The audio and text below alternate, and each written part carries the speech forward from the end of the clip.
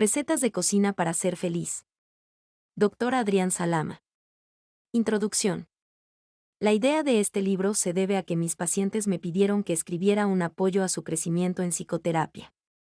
Algunos no alcanzaban a entender cómo era posible que en tan poco tiempo pudiesen tener tanto desarrollo personal, laboral, familiar y espiritual.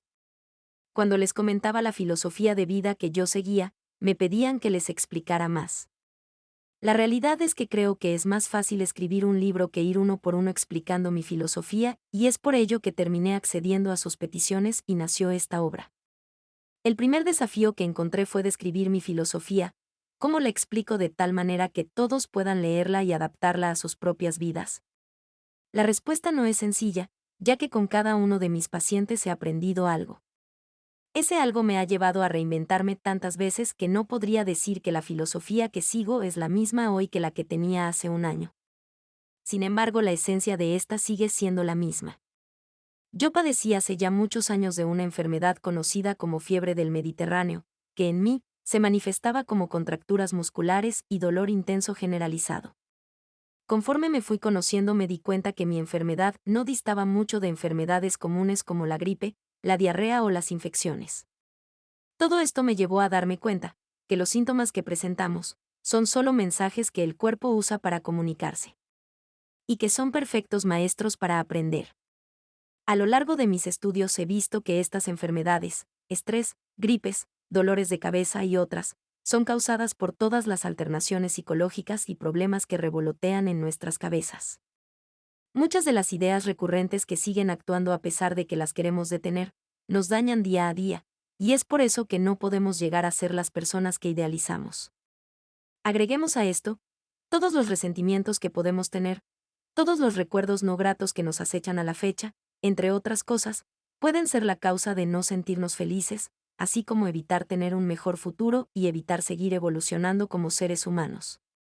Desde mi educación en la Gestalt, hace ya más de 26 años, que es la edad que tengo al momento de escribir este libro, puedo presumir que desde que nací he tenido contacto con esta hermosa teoría, y mis aprendizajes sobre la filosofía del taoísmo, hace más de 14 años. He llegado a darme cuenta que en el mundo, la mayoría de las personas tienden a ignorarse a sí mismos y a los demás por el miedo que representa conocerse y encontrarse, tal vez, con sus demonios internos, o simplemente darse cuenta de que somos responsables de todo lo que nos ocurre. Suena terrible, sin embargo, hay muchas filosofías, además del Tao, que demuestran este punto. Sin embargo, querido lector, la complejidad de la vida no la he podido reducir a un solo libro. Temo decir que este libro solo intenta acercarte a una forma de vida que me ha hecho bastante feliz, y que no requiere circo, maroma y teatro. En el libro encontrarás humor y varios cuentos que me han ayudado a ejemplificar mejor esta teoría. Para mí, la mejor manera de enseñar es con el humor. El humor abre, el humor da esperanza, da la posibilidad de volver a definir lo que estamos viviendo. Por lo que estoy seguro, será un libro muy sencillo de leer, pero con mucha profundidad en su contenido. Cada una de las técnicas aquí expuestas, así como la filosofía, ha sido cuidadosamente investigada y aplicada para demostrar su eficacia. Esto lo escribo, porque no quiero que pienses que este libro es una pedrada al aire, no es una obra de motivación, aunque te pueda motivar. Todo lo escrito aquí ha sido verificado para tu beneficio. Desde muy pequeño se me enseñó a tener un método, una manera de hacer las cosas, donde se pudiese repetir el resultado sin importar la situación. En la Gestalt, que yo aprendí, existe un método, y ese método me ha llevado a conocer lo maravilloso que es poder darle a alguien una herramienta sabiendo el cómo y el por qué. Esa herramienta es la que te quiero pasar hoy. Elegí el nombre de Recetas de Cocina para ser feliz, porque curiosamente, siempre les digo a mis pacientes que no existen recetas para la felicidad. Sin embargo, estas no son recetas cualquiera, son enseñanzas muy profundas vistas desde perspectivas Gestalt y Tao. Tal vez al principio se ven muy tontas, sin embargo, conforme vayas leyendo y poniendo en práctica esto en tu vida, te darás cuenta de lo profundo que puede ser aprender a configurar tu vida con una filosofía que puedes hacer tuya. Espero disfrutes este libro tanto como yo disfruté escribiéndolo. Receta 1. Antes de empezar se debe leer el recetario. Principios de mi filosofía. Una mezcla de Gestalt y taoísmo. Esta filosofía nace en mí, cuando yo estaba cursando la maestría en psicoterapia gestal, y en el programa vi que en la clase de filosofía íbamos a estudiar la filosofía del taoísmo desde la visión en psicoterapia. Esto era muy extraño para mí, la idea de implementar una filosofía de vida a una psicoterapia. La verdad, hasta pensé que era algo imposible. Para mí la terapia gestal era simplemente ayudar a las personas a encontrar sus propias herramientas y de esa manera sanar su pasado y mejorar su aquí y ahora para una mejor visión futura. Al principio sentía que si yo empezaba a enseñarles sobre la filosofía del Tao en la terapia, me iban a mirar así como, no quiero clases. Cuando empecé a entrar en la materia, me di cuenta que la idea de enseñar el Tao no era para que mis pacientes recibieran clases en sus terapias, sino una manera de enseñarles que no hay nada más real que el aquí y ahora. Y, la verdad, no hay mejor filosofía que el Tao para enseñar esto. Fue entonces cuando yo comprendí la verdadera naturaleza del Tao. Comencé a entender, ¿qué era lo que yo aplicaba a mi vida? El Tao dejó de ser un camino de normas a seguir y se convirtió en un modo de vida, en el camino que yo quería tomar. Antes de seguir con mis ideas, quiero escribir un poco sobre lo que son estas dos filosofías. Creo que con un pequeño resumen podrás entenderme un poco mejor. El taoísmo es una filosofía proveniente de China, una de las culturas más avanzadas de la historia de la humanidad. El taoísmo es una filosofía que data desde hace unos 5000 años atrás, si no es que más, y su principal sustento es ver al hombre como una parte esencial de la naturaleza y no separado de la misma. Esto es importante, porque ahora vivimos en un mundo donde se sobrealimenta al ego, y el hombre en general se siente que tiene que modificar a la naturaleza para sentirse bien. ¿Qué es el ego y cómo se sobrealimenta? El ego para muchas culturas es la máscara del yo. Para nosotros los gestaltistas, el ego es el no yo o la parte neurótica de la personalidad. Podríamos decir que es una parte del yo que se alimenta de lo negativo, para tomar, de esa manera, control de nuestra vida. Cuando estamos enojados y herimos a nuestros seres queridos, está presente el no yo. Cuando no nos hacemos responsables de nuestra vida, está presente el no yo o ego. Para el taoísmo, el ego puede dominar la mente y provocar que, como un caballo desbocado, nos alteremos y no podamos dejar de pensar en ciertas cosas. Desde tener accidentes o asaltos, hasta no poder dejar el pasado. Iremos abordando este tema más adelante. Sigamos con la historia. El taoísmo nace, por así decirlo, con Lao Tse, autor del Tao Te Ching. Cuentan las leyendas que Lao Tse no quería escribir un libro, es más, el método de Lao Tse para enseñar era no hablar, sino solamente vivir al lado del discípulo, de esta manera se aprendía, solo en presencia del maestro. Suena muy interesante, ¿no? La verdad es que solo viviendo se puede aprender a vivir, y es una de las grandes enseñanzas que a pesar de ser simple, y hasta boba, es muy profunda y poderosa. Se comentaba que él era el único puente humano entre el Yan, cielo, y el Yin, tierra, era por eso que estar a su lado era suficiente para absorber la sabiduría del universo. De esta filosofía nacen escuelas como la del Feng Shui, el Qigong, Qigong y el Tai Chi. Además del Kung Fu, entre otras escuelas. El poder de esta filosofía ha trascendido fronteras, al nivel de llegar hasta los negocios y los deportes. En Japón, cuando se mezcla el Tao con el budismo se genera la religión zen budista, religión muy bella y respetada a nivel mundial. El mismo Fram escribió un libro sobre el zen budismo y el psicoanálisis con la colaboración del Dr. Sassman. La Gestalt. Tiene sus inicios con Fritz Perls, que al conocer la psicología de la Gestalt, presentada por su esposa Laura Posner, se dio cuenta que mezclando esta teoría con la religión zen, se podía lograr una terapia más efectiva y poderosa que el mismo psicoanálisis. Perls hace esto porque cuando le presentó a Freud su ensayo sobre ego, hambre y agresión, Freud lo ignoró y para Perls, eso era inaceptable. Fue ahí cuando rompió con el psicoanálisis y comenzó a crear su terapia. Pero, ¿qué pasó con esta terapia? La verdad es que después de 1960 empezaron a crearse muchos pseudoterapeutas, Gestalt, que con solo tomar un curso pensaban que podían hacer lo mismo que Perls, provocando que la terapia Gestalt decayera terriblemente. Es aquí donde entra el Dr. Salame, Él creó en México la metodología que da lugar a una Gestalt científica y reconocida a nivel mundial por sus avances y procesos en magnificar su fuerza. La genialidad del Dr. Salame fue haber combinado el poder regenerador del menor que aquí y ahora mayor que con sus muchos años de estudio en psicoanálisis freudiano. La misma cofundadora de la Gestalt, Laura Perls, le pidió al Dr. Salame que hiciera de la Gestalt algo académico, y para eso se necesitaban bases psicoanalíticas. Con esto, el Dr. Salame le mostró al mundo que la Gestalt no solo era show y catarsis, sino que era una manera de corregir problemas de la vida diaria en un tiempo muy corto y con mucha efectividad. Con la creación de la metodología, el Dr. Salame pudo lograr una fuerza terapéutica con niveles de comprobación y efectividad de más del 80%. Haciendo un tipo de psicoterapia que aún los gestaltistas no quieren aceptar, y logrando la certificación ante el Gobierno de México para la aceptación de la primera metodología o maestría en el mundo sobre esta terapia. ¿Por qué es tan importante esto? En la actualidad, la mayoría de las personas vivimos en un estado de comida rápida. Con esto me refiero, que vivimos en una época donde todo tiene que ser en el menor tiempo posible y con la mejor gratificación. Estamos corriendo hacia una meta que no sabemos si algún día llegará, pero creemos que así como vamos será suficiente. La idea de disfrutar el momento ya no existe, y no existe porque lo hemos perdido por intentar ser más productivos. Con esto no quiero decir que no es bueno ser productivos, lo que quiero demostrar es que si vamos a ser productivos y competitivos, hay que acordarse de lo más importante, uno mismo, ese ser que logra que toda la competitividad y productividad se genere. Si respetamos a ese ser, si le damos su lugar, no solo la productividad y calidad se elevan, sino que además somos más felices, y creo que esa es la verdadera meta de todo ser humano.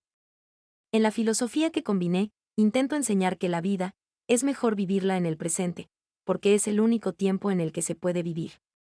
No hay forma de regresar al pasado para revivirlo, y no hay manera de viajar al futuro para ver cómo será.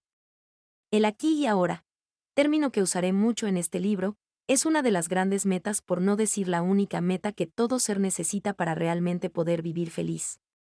En la filosofía del Tao, en la religión Zen, el aquí y ahora es la única meta y se logra a través de rituales, meditaciones, disciplina y mucho esfuerzo. Quiero volver a aclarar que el libro no habla de recetas de cocina. La idea de este libro es que a través del humor de las analogías y las enseñanzas de la teoría, previamente descrita, logres encontrar tu propio recetario, por así decirlo. El único recetario que será útil, el más perfecto de todos los recetarios, porque es el tuyo y de nadie más. Recuerda que nadie puede vivir la vida que tú tienes, solo tú tienes el poder de disfrutar al máximo tu existencia, y esa es la idea de esta filosofía, que seas tan feliz como desees. Receta 2. Mayor temperatura y reducción de tiempo igual a desastre. Un día, estaba yo con mi madre y me pidió que pusiera a asar un pollo en el horno. Me dio todos los ingredientes y me dio las especificaciones de cómo preparar el pollo y cómo ponerlo en el horno. Yo, como buen hombre, hice todo exactamente como ella me indicó. Agregué los ingredientes, salé al pollo, le quité las partes sospechosas, y todo iba perfecto, hasta que llegué al punto del horno.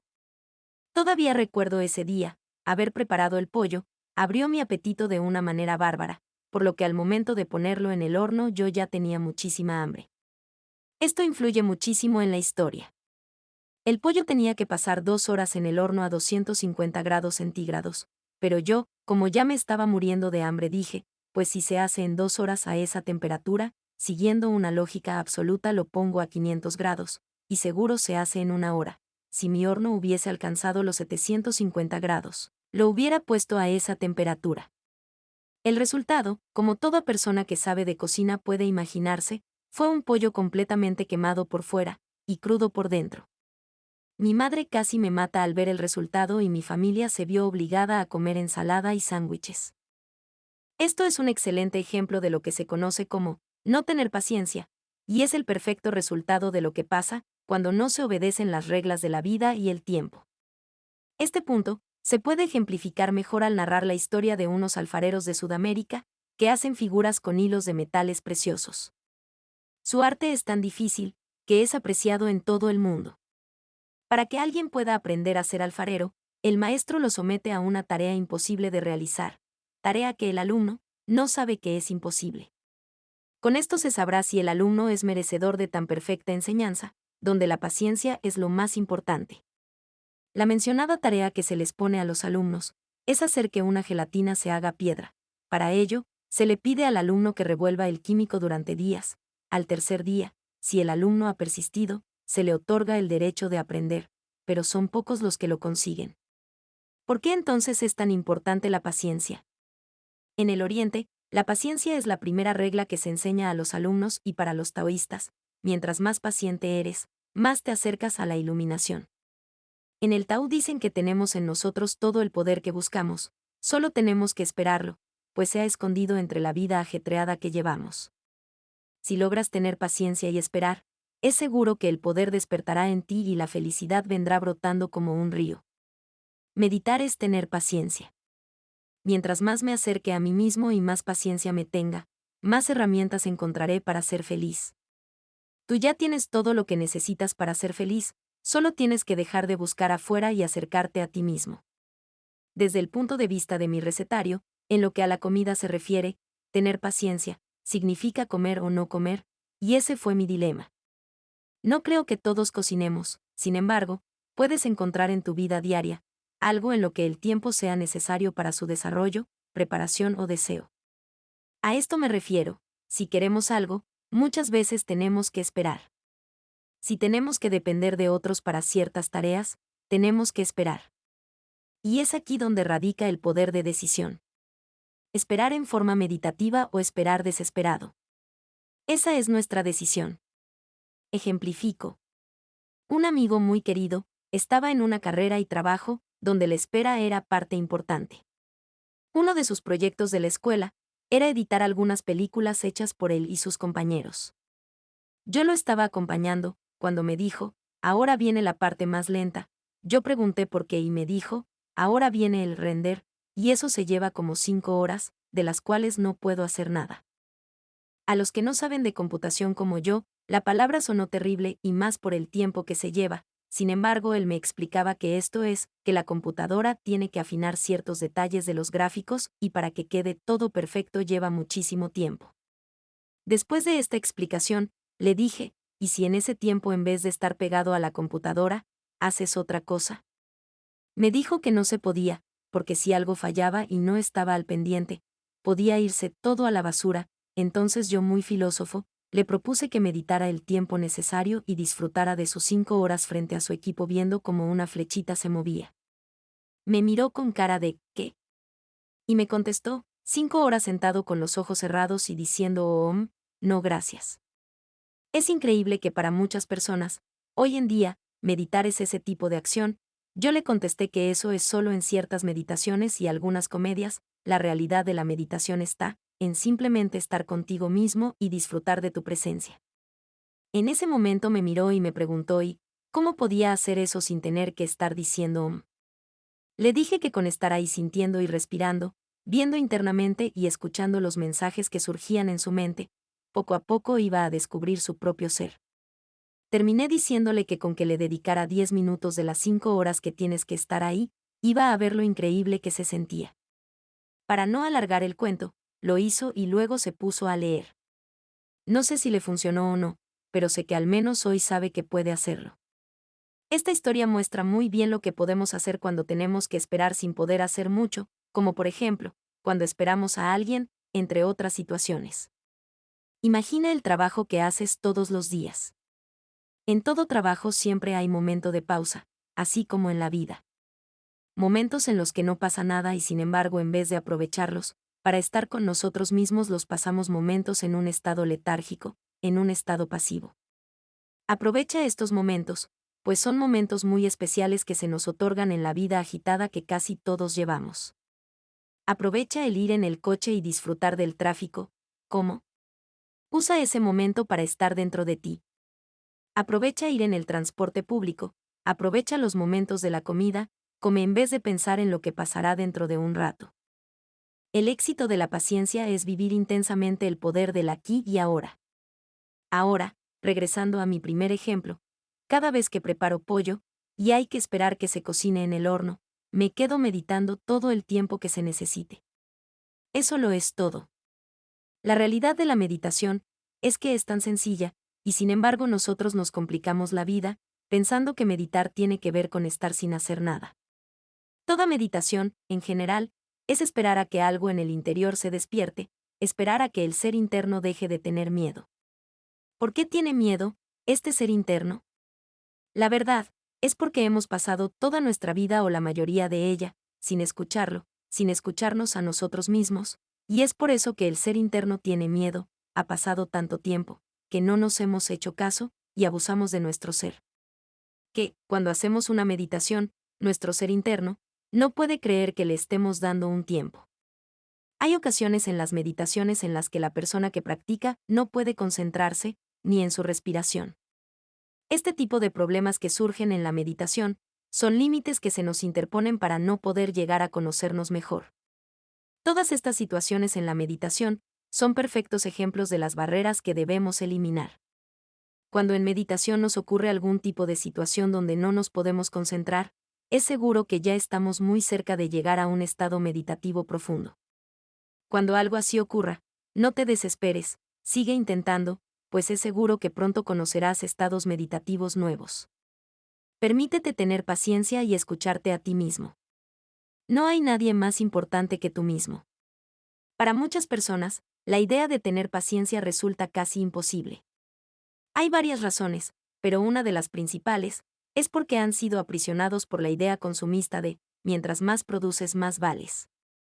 Y esa idea evita que puedan dedicarse tiempo a sí mismos. Si invierto tiempo en mí, es un desperdicio, porque no produzco nada. Creo que esta es una de las mentiras más grandes que nos hemos tragado como sociedad occidental. En lo que yo llevo de capacitar personas, lo más importante es que el personal tenga la libertad de poder trabajar para crecer y no trabajar para producir. Hoy vivimos en una época en la que mientras mayor información poseas, más valioso eres. Las empresas tienen que cambiar la perspectiva de la era industrial, donde se necesitaba un capataz y la juventud, porque la fuerza era lo más importante, y comenzar a adoptar la era de la información, donde mientras más sepas y puedas hacer intelectualmente, mejor y más útil serás para la sociedad y la empresa. Gandhi decía, vive como si fueras a morir mañana y aprende como si fueras a vivir toda la vida. Quiero aclarar que yo no estoy en contra del consumismo. Adoro el capitalismo y adoro consumir, siempre y cuando sea yo quien consuma, y no los productos a mí. Regresando al punto anterior. Si vivimos preocupados siempre por lo que no hicimos, por lo que tuvimos que dejar de hacer, o lo que sí hicimos, pero podríamos haber hecho mejor. La vida se acabará antes de poder decir auxilio. La metáfora que yo uso con las personas que me consultan, además de la del horno, es, bucear es muy bello, pero mantener la respiración por más de 10 minutos es inútil. Una de las razones que he encontrado por las que no tenemos paciencia es la siguiente. No hemos podido aceptar que algún día vamos a morir y todo se acabó. Sin embargo, si algún día llegaras a aceptarlo, entonces el amor a la vida se despierta y todo cambia de perspectiva. O al menos eso me ocurrió a mí. El amor a la vida ha estado siempre dentro de nosotros. Es la razón por la que nuestro corazón late, es por eso que respiramos, es por eso que seguimos vivos y creciendo. Aunque parezca que eso dejó de suceder, ve el mundo más interno que eres, el mundo de las células. Este mundo nos enseña que aunque para algunos la vida ya se frenó, para las células, el torrente sanguíneo y la respiración, y todos los demás sistemas, el mundo y el crecimiento, es cada segundo, es un abrir y cerrar de ojos. Es por eso que escribo esto, trata de ser paciente. Tú, que eres tus células y respiración, sabes lo importante que es darte un tiempo. Ahora solo exteriorízalo y disfrútate. Ten paciencia, que el mundo fue construido para cumplir con todas tus necesidades. Mientras más paciencia tengas con respecto a ti, más encontrarás las maravillas que el mundo tiene escondidas en lo obvio. Digo escondido en lo obvio, porque cuando vamos corriendo por la vida, lo obvio es lo único que no se ve. Lo obvio solo puede verse si tenemos paciencia y estamos en nuestro aquí y ahora. Solo cuando estamos con nosotros al 100% es cuando las maravillas del mundo, la belleza sale a nuestra vista. ¿Por qué? Es porque el mundo lo interpretamos a través de nuestras vivencias. Todo lo que hay afuera es una proyección de lo que tenemos dentro, y es por lo mismo que si somos pacientes por dentro y dejamos despertar nuestro ser interno, todo lo que hay afuera será una maravilla. Receta 3. Si te enchilas, pierdes. Esto me pasó una vez que hice un pastel y fue algo que cambió mi vida. Comencé por preparar todos los ingredientes para el pastel. Empecé a hacer la mezcla y a batir y batir. Cuando llego al punto de agregar azúcar, en vez de hacer esto, tomé unos cristales que simulaban ser mi ingrediente adictivo y resulta que no fue así. El problema surgió porque no noté este error hasta el momento de presentar mi delicia ante un montón de invitados. Al probar el primer bocado, mis invitados casi al unísono lo escupieron y pidieron disculpas. Todos me dijeron que el pastel había quedado horrible, yo no lo podía creer, sin embargo al probarlo, porque tenía que probarlo, me di cuenta que no era mentira, algo había salido terriblemente mal en el proceso de preparación. Regresé a la cocina, con la cara caída de vergüenza y busqué en todos mis ingredientes. Algo tenía que estar mal. Busqué si había algo podrido, busqué si había algo mal hecho, hasta que llegué a la bolsa de azúcar, y para mi sorpresa, sal de mar era el letrero del paquete. Casi me dio un ataque. Tantas horas para eso, tanto esfuerzo para que sal de mar fuera lo que convirtió algo delicioso en algo desastroso. Esto había sido un desastre, pero como en todo desastre me enseñó algo, sin valor comercial. 1. La sal, en los pasteles dulces, provoca un terrible sabor. 2. La tolerancia al error es algo invaluable. 3. Antes de cocinar, reviso muy bien los ingredientes que tengo sobre la mesa. La tolerancia, para mí, es aceptar que hay situaciones que nos pueden estresar. Sin embargo, si aplicamos el cambio de perspectiva y la empatía, podremos ser como los grandes maestros. Esto quiere decir que aunque la situación sea estresante, le sacaremos el mejor de los provechos o enseñanzas. Sé que para algunos es difícil aceptar esto, puedo decir que para mí así lo fue. Algunas de las preguntas que me surgieron sobre este tema. ¿Por qué es tan difícil poner la otra mejilla, como dirían los cristianos? ¿Por qué, a veces, sentimos que tenemos que pelear y obtener territorio? ¿Por qué se nos enseña a guardar el resentimiento? ¿Por qué no aceptar nuestros propios errores? Todas estas preguntas son interrogantes que solo podremos contestar nosotros para nosotros. No existe una respuesta correcta en sí misma, no obstante si la interrogante te lleva a una mejor calidad de vida a ti y a los que te rodean, entonces llegaste a una gran respuesta. Para mí, tal vez la explicación que más me ha ayudado a encontrar una respuesta y saber cómo cambiar la perspectiva, es la siguiente. Cuando en la Biblia, Jesús nos dice que pongamos la otra mejilla, no significa que lo interpretemos literalmente y pidamos a nuestro agresor que nos agreda nuevamente. Jesús era un gran maestro y lo demostró en la historia, no un estúpido. Para mí, poner la otra mejilla significa simplemente cambiar de perspectiva, descubrir el porqué de la situación, hacer empatía y entender. Esta es una de las enseñanzas con más poder que existe en la religión judeo-cristiana. En las enseñanzas orientales, como en las enseñanzas de la Gestalt, los grandes maestros nos relatan el cómo, para no someternos al enojo que proviene de otras personas, situaciones o la vida en sí. Lo que nos choca nos queda, dice el Dr. Salame. Esta ley es universal, algo así como: todos somos responsables de lo que nos pasa. ¿Cómo puede ser que lo que me choca me queda? En nuestra vida diaria, cuando nos enojamos por algo, no es ese algo lo que hace que nos enojemos, sino lo que representa en nuestras mentes. Cada uno de nosotros somos responsables de la interpretación que le demos a la realidad. Por suerte, hoy en día tenemos la física cuántica para demostrar esto, sin embargo, desde las escuelas del Tao y Hermes Trismegisto, por citar algunos, se enseña que en la vida del ser humano, absolutamente todo lo que le ocurra es responsabilidad de su interpretación de los hechos. ¿Cómo funciona? No es la situación la que hace que nuestro cerebro genere neuropéptidos u hormonas cerebrales, sino lo que nosotros interpretamos de la situación. Se me ha cuestionado mucho esta teoría. Se me ha dicho que no puede ser cierto.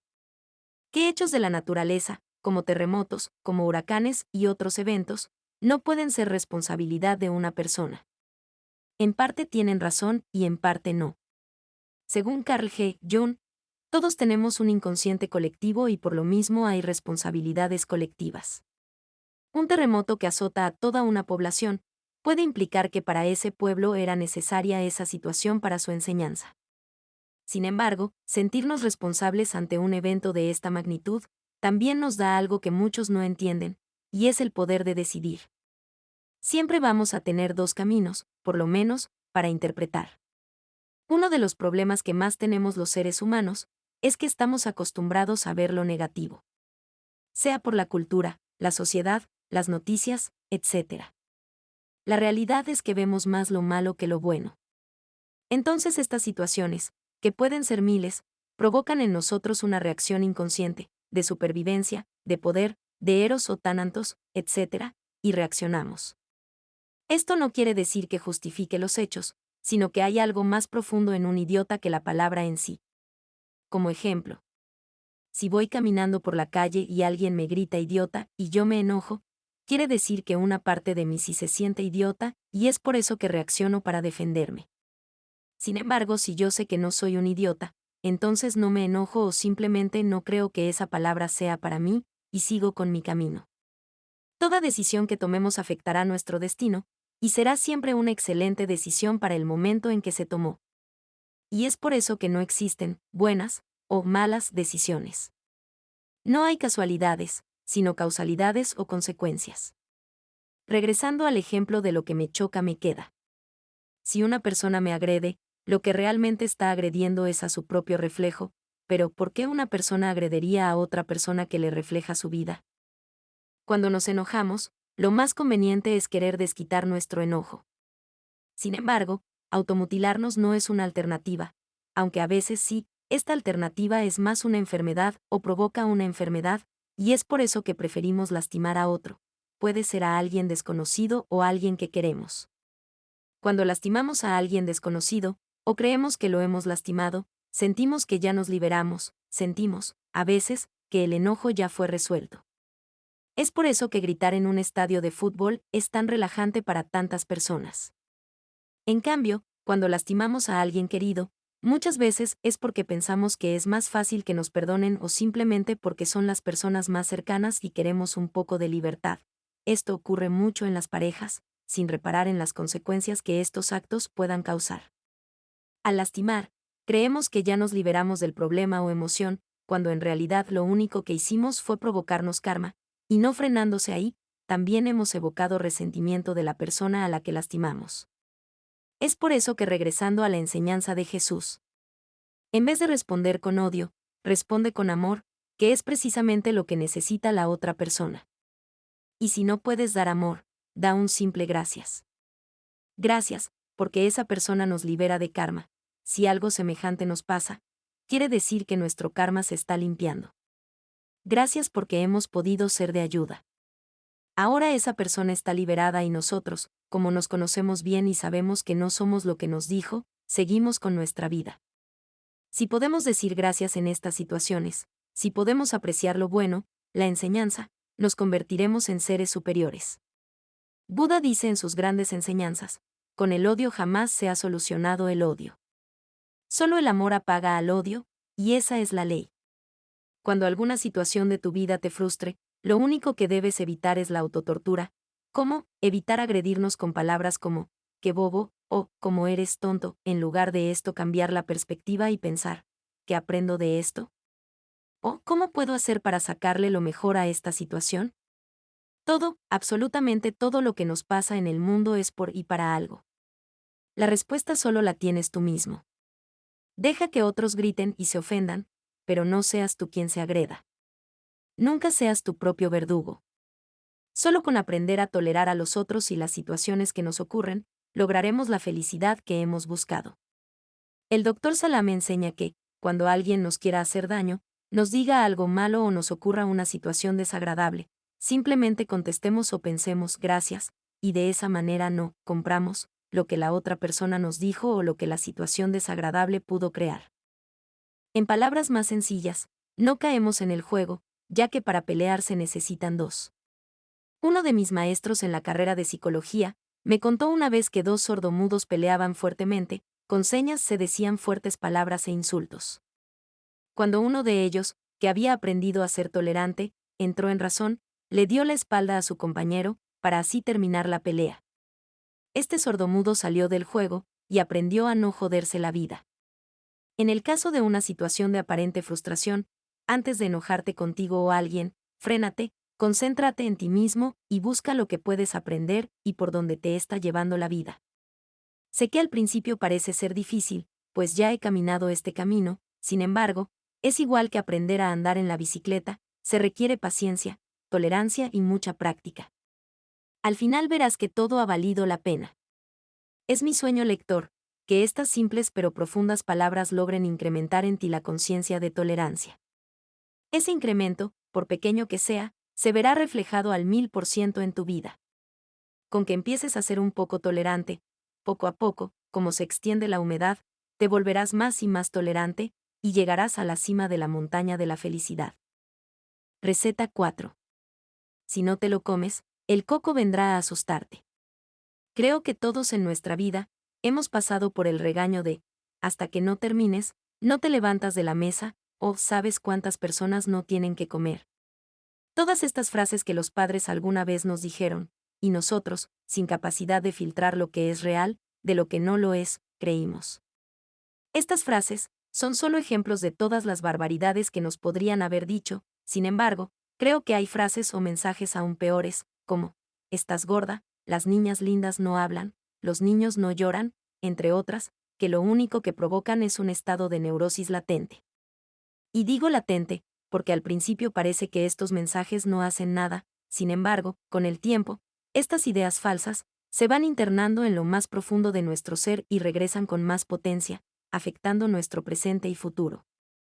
¿Cómo es que nos afecta el haber creído esto? La respuesta está dentro de nuestro cerebro y algo que conocemos como neuronas. Todo aprendizaje del ser humano está basado en redes de asociación.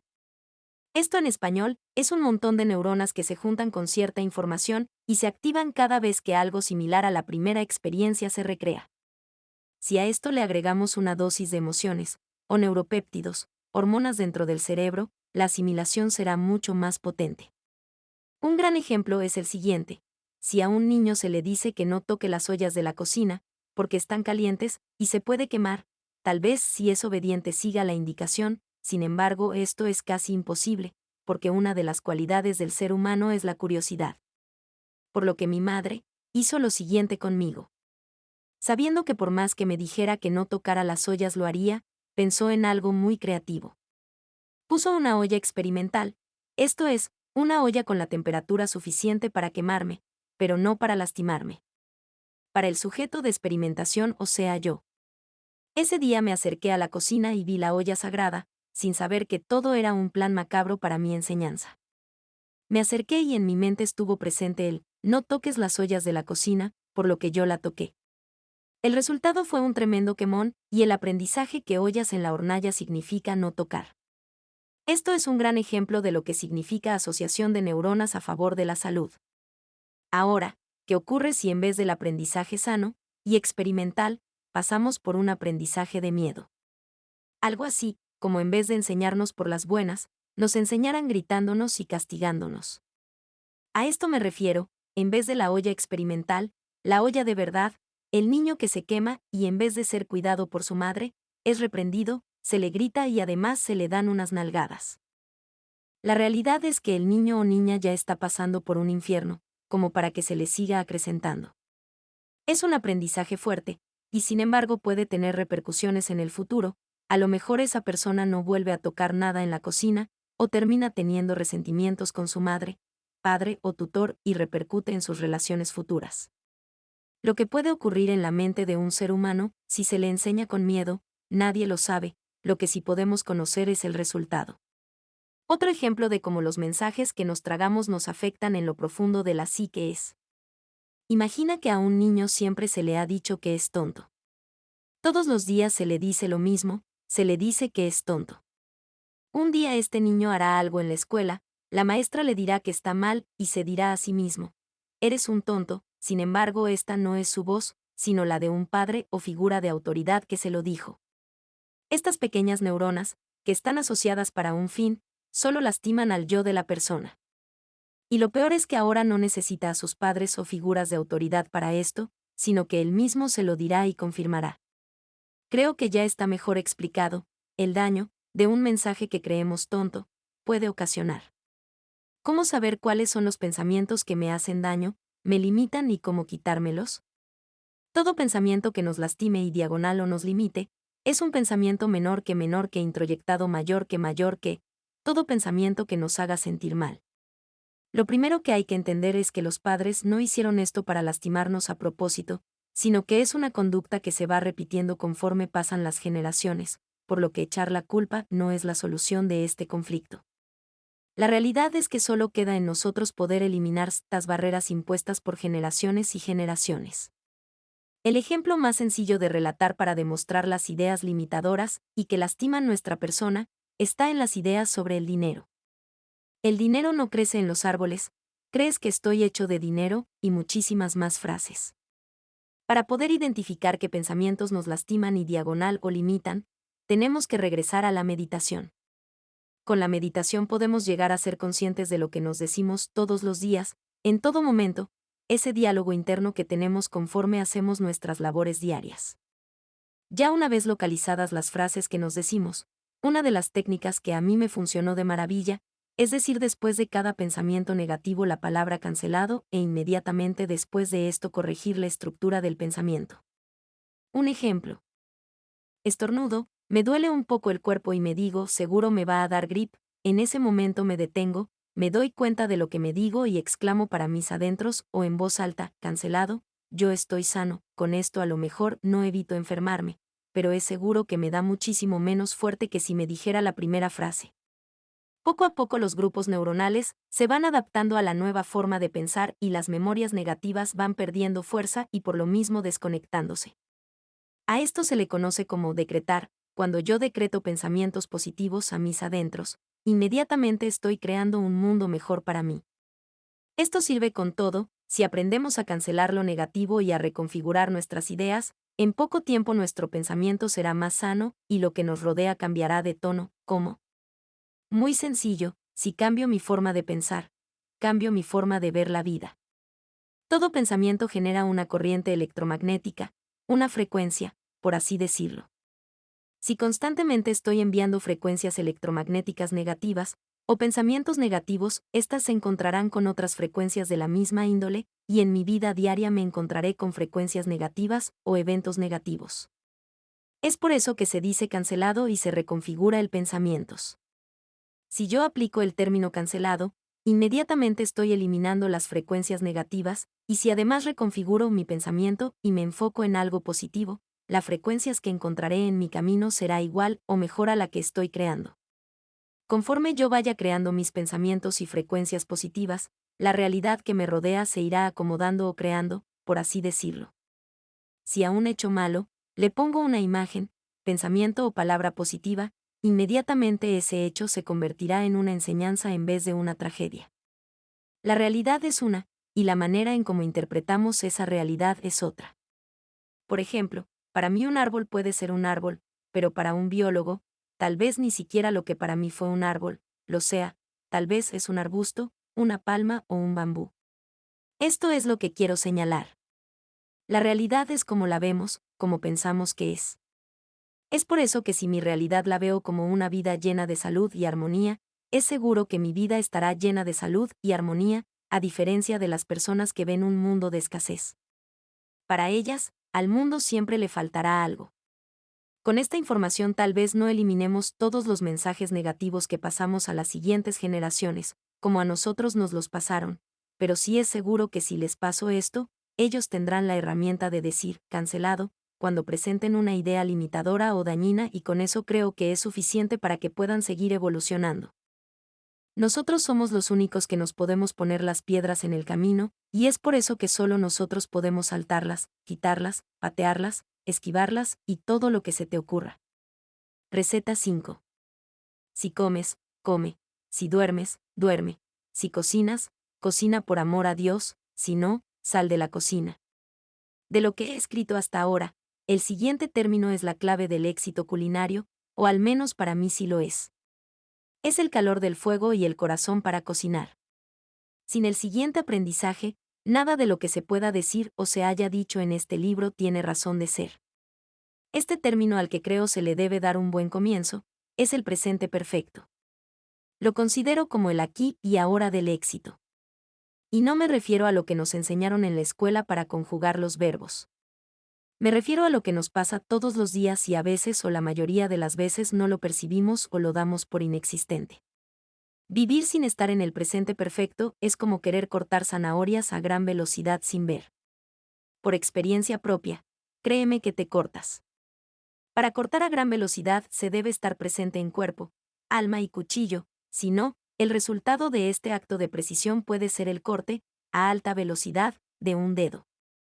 El presente perfecto no es una escala en el tiempo, el presente perfecto es una actitud. Si nos referimos al significado literal de estas dos palabras, nos perderíamos la maravillosa experiencia que genera vivir en el aquí y ahora. Cuando menciono que el presente perfecto es una actitud, nada más queda mostrar cómo se adopta esa actitud. Medita un poco en lo siguiente. El mañana jamás vendrá, pues siempre se convertirá en hoy, el pasado ya pasó, por lo que lo único que es real es el aquí y ahora. Cuando terminas de trabajar y te diriges a tu casa, ¿cuántas veces estás consciente de lo que ocurre a tu alrededor, o simplemente de lo que pasa por tu cabeza? Peor aún, ¿cuántas veces te llevas el trabajo a tu casa? O también, ¿cuántas veces te llevas tus problemas al trabajo? Por una parte, no notamos lo que pasa a nuestro alrededor, es más, cuando salimos del trabajo y nos encontramos con tráfico, pensamos que todos decidieron salir al mismo tiempo, que todos esos entes están haciendo el estorbo sin darnos cuenta de que nosotros también somos parte de ese estorbo. Por otra parte, cuando nos llevamos el trabajo a la casa, es una señal de que no sabemos vivir el presente. No sabemos estar con nosotros mismos, y es por eso que como consecuencia preferimos llevarnos algo de la oficina, y es el trabajo que no terminamos, el enojo con el jefe, con el subordinado, el colega, etc. Si no terminaste algo del trabajo y te tienes que retirar, déjalo en una hoja de papel. Déjalo, que el papel se preocupe por el pasado y el futuro. Tú solo sigue con tu aquí y ahora. Esta técnica me ha funcionado de maravilla con personas que antes de dormir piensan tantas cosas que no pueden conciliar el sueño. Lo único que tienen que hacer es escribir todo lo que les viene a la mente, y pensar que ese papel, en donde están escribiendo, guardará todos los problemas y pensamientos, para que de esa forma ellos puedan dormir y en la mañana puedan retomar los pensamientos. Aunque no lo parece, es una técnica de maravilla que ha ayudado a muchos a dormir. Cuando uno aprende los métodos orientales para lograr una armonía perfecta, una de las reglas de oro es siempre estar consciente de todo lo que hacemos. Al principio parece una tarea complicada, pero de la misma manera que manejar un auto o una bici, se puede volver un hábito natural. Esta es la idea principal que me motivó a escribir el libro. Poder enseñar el método, y que de esa manera muchas personas logren sus cometidos, alcancen sus metas y rompan sus propios límites personales. Esas metas o logros pueden ser solo ser más tolerante, puede ser llegar a la iluminación. Aquí está la información, aquí está la clave de todas las culturas, lo que tú decidas hacer con ella es lo más importante. Recuerda que todo lo que se practica con ahínco se convierte en parte del ser. Regresando al tema del presente perfecto, cuando estamos manejando rumbo a casa o nos están llevando, lo importante es ser conscientes de ese momento, de lo que está pasando alrededor y de lo que está pasando dentro de nosotros, porque nadie más va a pensar lo que tú piensas o a sentir lo que tú sientes, y porque al platicar contigo mismo y estar presente, jamás estarás solo. ¿Te acuerdas de los introyectos? Ya tenemos a nuestros padres o figuras de autoridad en la cabeza, ya somos una multitud dentro de nuestro cerebro, que mejor que solo sea un diálogo entre dos personas que se aman y no una discusión de miles. Esta es la diferencia entre la locura y la enfermedad. El loco es el que se platica a sí mismo y es feliz. El enfermo es el que discute consigo mismo, con su otro yo, con su madre, con su padre, con el policía, con el jefe, etcétera, etcétera, etcétera. Y todos dentro de su mente. Al vivir en el presente perfecto, todo adquiere una nueva forma de ser. Y a esto lo llamamos el continuo de conciencia Gestalt, donde se cierran y se abren ciclos de experiencia, sin dejar ninguno abierto. Esto crea libertad, genera facilidad de movimiento energético, Nos lleva a ser creativos, a ser felices. Cuando vivimos el presente todo se ve como si fuese nuevo, como si cada cosa en el espacio fuera puesto en ese momento para nosotros. Es el momento más perfecto del mundo. Muchas personas con los años disfrutan el atardecer. Eso me pasó a mí. Antes me sentaba en Acapulco con mi padre y me decía, mira el atardecer. Yo, pequeño y pensando que tenía cosas más importantes que hacer que ver el sol metiéndose en el agua, le dije, ¿para qué? Él me contestó, solo para verlo. Ahora a mis 26 años al escribir el libro me doy cuenta que en ese momento tan hermoso el atardecer era lo que menos importaba. Lo que más importa es estar en ese momento en la presencia de un ser al que amo y admiro disfrutando de uno de los momentos más bellos de la vida. Cuando volví a tener la oportunidad, a mis 23 años, la aproveché. Observé los colores que se generan en un atardecer, observé que en ese momento nunca más nada volvería, ni sería igual. Y ese fue el momento de la perfección del aquí y ahora, eso es la Gestalt. Ese momento en el que mi padre y yo nos fundimos con el atardecer y el momento duró horas, meses, años, segundos, instantes. La verdad es que no lo sé, pero fue el momento más perfecto que tengo grabado en mi mente. Eso fue un presente perfecto, que ahora quedó como una de las memorias más hermosas de mi historia personal. Con esta idea del presente perfecto y ser conscientes de cada una de nuestras oportunidades, cuando vemos a nuestra familia no pensamos que es siempre la misma, sino que la vemos distinta. Podemos verlos y sentir que en ese momento el amor que tenemos por ellos nunca será demostrado de igual manera. Es aquí donde tenemos la oportunidad de decirles y mostrarles cuánto los amamos, sin pensar en todo lo que nos hicieron, sin pensar en el rencor, en el dolor, que eso quede para las novelas. Tener una familia, tener amigos o un acompañante es algo que si se disfruta desde el aquí y ahora, nunca se pensará en lo malo, sino en lo que tenemos en ese momento. No dejes ir nunca la oportunidad de decirle a alguien que lo quieres, aprecias, amas, solo por un problema o un pasado mal interpretado. Viviendo en el presente perfecto, se aprende a amar todo y se conoce un nuevo tipo de amor, pues creo que esa es la verdadera meta de este sentimiento. Nunca ver igual las cosas, que siempre que se vea, se observe desde otra perspectiva, pues lo que nos rodea cambia cada segundo, y por lo mismo nada ni nadie permanece igual. Ya lo decía el gran Heráclito, una persona jamás se podrá bañar 2 veces en el mismo río. Y yo digo, nunca podrás tomar la misma sopa 2 veces. La única manera de vivir el presente perfecto es siendo conscientes de todo lo que hacemos. Te hago esta pregunta, ¿cuántas veces has disfrutado cada movimiento que realizas para dar un sorbo de agua? ¿Cuántas veces has sido consciente de que estás caminando y nada evita tu paso? Es increíble que cuando a una persona se le pregunta por las cualidades que posee, pocos o casi ninguna menciona la capacidad de caminar, respirar, observar, comer, oír, etc. Estar conscientes de lo que hacemos es muy importante para el presente perfecto, podría decir que es la base única e irrefutable, puesto que al practicar la conciencia de nuestros actos, de nuestros movimientos, siempre vamos a vivir el presente. En esencia, estar consciente es estar en el aquí y ahora. Es por eso que los filósofos de Oriente constantemente están diciendo que lo mejor que puedes hacer es estar consciente de todo lo que haces. Porque si lo analizas, siempre estás haciendo algo. Si vas a cortar papas, para hacer papas fritas, cortalas consciente de que estás cortando papas para hacer papas fritas. Puede ser una práctica difícil al principio, pero si lograste aprender a caminar, a hablar, comer, cocinar, trabajar, a leer y muchísimas otras cosas, ¿quién en este mundo te va a detener para que aprendas a meditar sobre lo que haces constantemente? ¿Quién te va a evitar que seas consciente de ti mismo? La respuesta es, solo tus creencias limitadoras. Te cuento una historia que ejemplifica muy claro qué es la conciencia y qué es el presente perfecto. Se dice que hace mucho tiempo, iba caminando un monje con su discípulo, platicando sobre la filosofía de su secta cuando se percataron que tenían que cruzar un río que golpeaba con fuerza las piedras, y que del único puente que existía, quedaban solo las cuerdas. A los monjes, entrenados para ser fuertes y usar su energía, el agua aguerrida no les importaba en lo más mínimo, estaban educados para plantarse como si fuesen un árbol.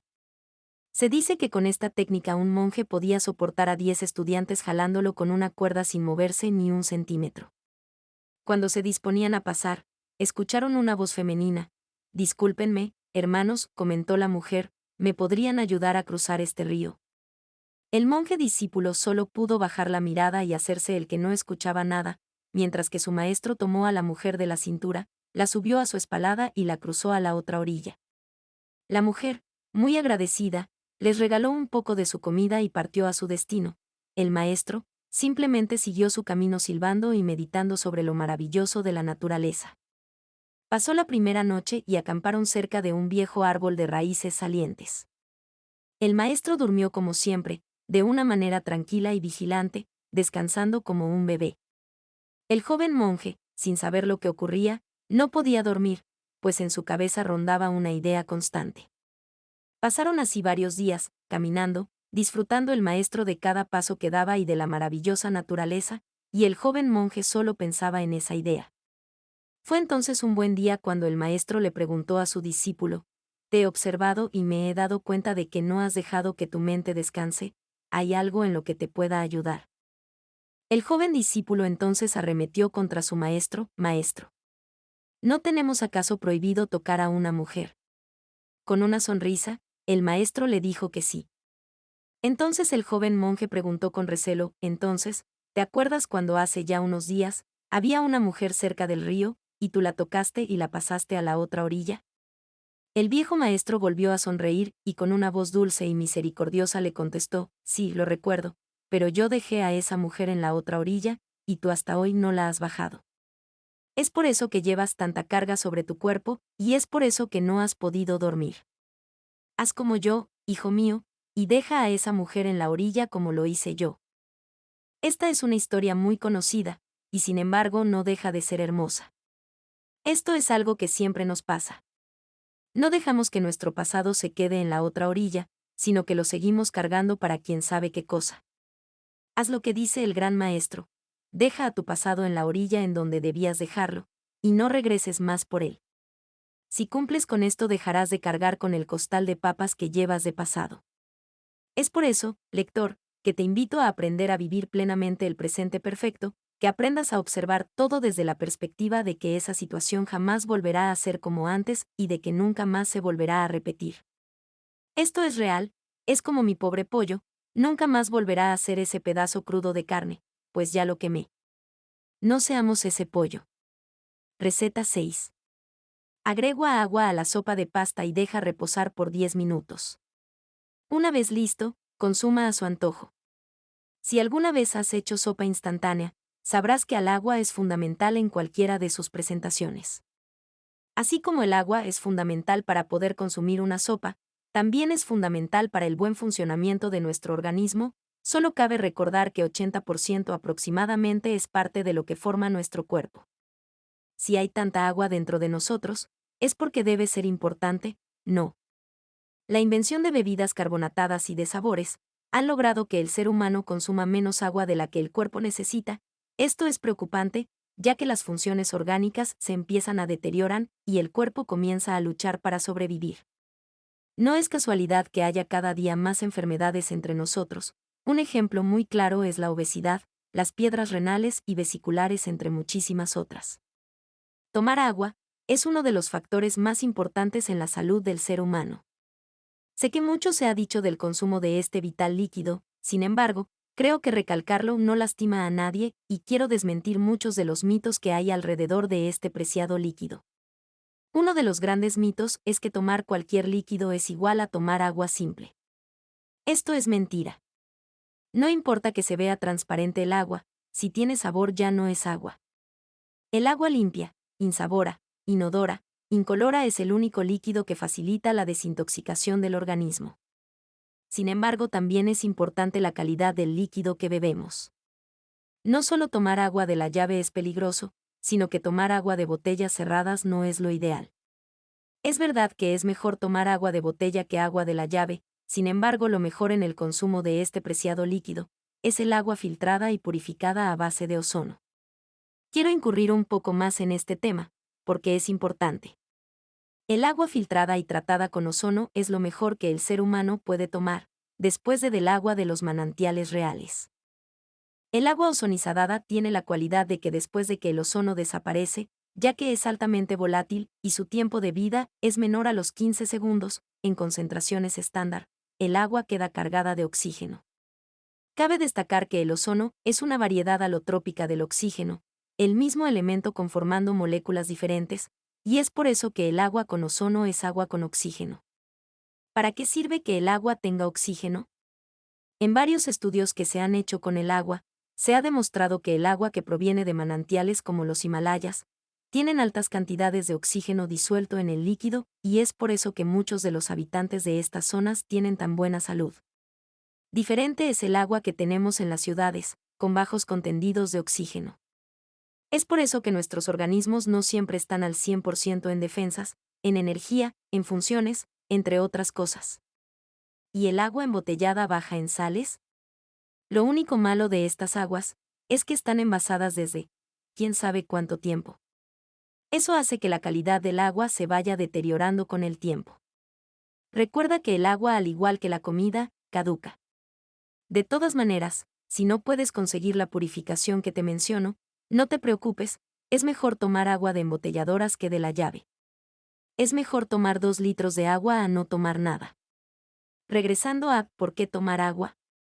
En la medicina oriental se plantea que los riñones son los que controlan toda la energía del cuerpo. Se dice que cuando nacemos, en los riñones se nos carga la batería, por así decirlo.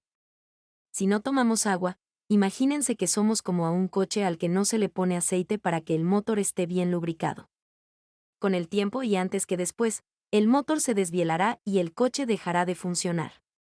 Más o menos lo mismo pasa con el cuerpo. El agua es el lubricante que necesitamos para que funcione el motor, en este caso todo el organismo.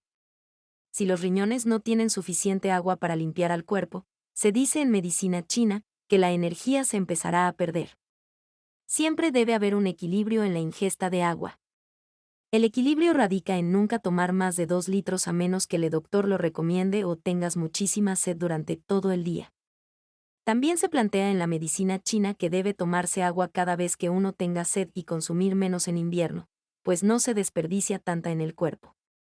Hoy en día, muchas personas han extinguido su reflejo de sed y esto es preocupante. Hay muchísima gente que está deshidratada y no se da cuenta. Llega a haber casos de gente que cree sentir hambre y en realidad siente sed. Es por eso que no propongo que tomemos agua cada vez que tengamos sed, pues muchas veces no nos acordamos de hacerlo hasta que es demasiado tarde.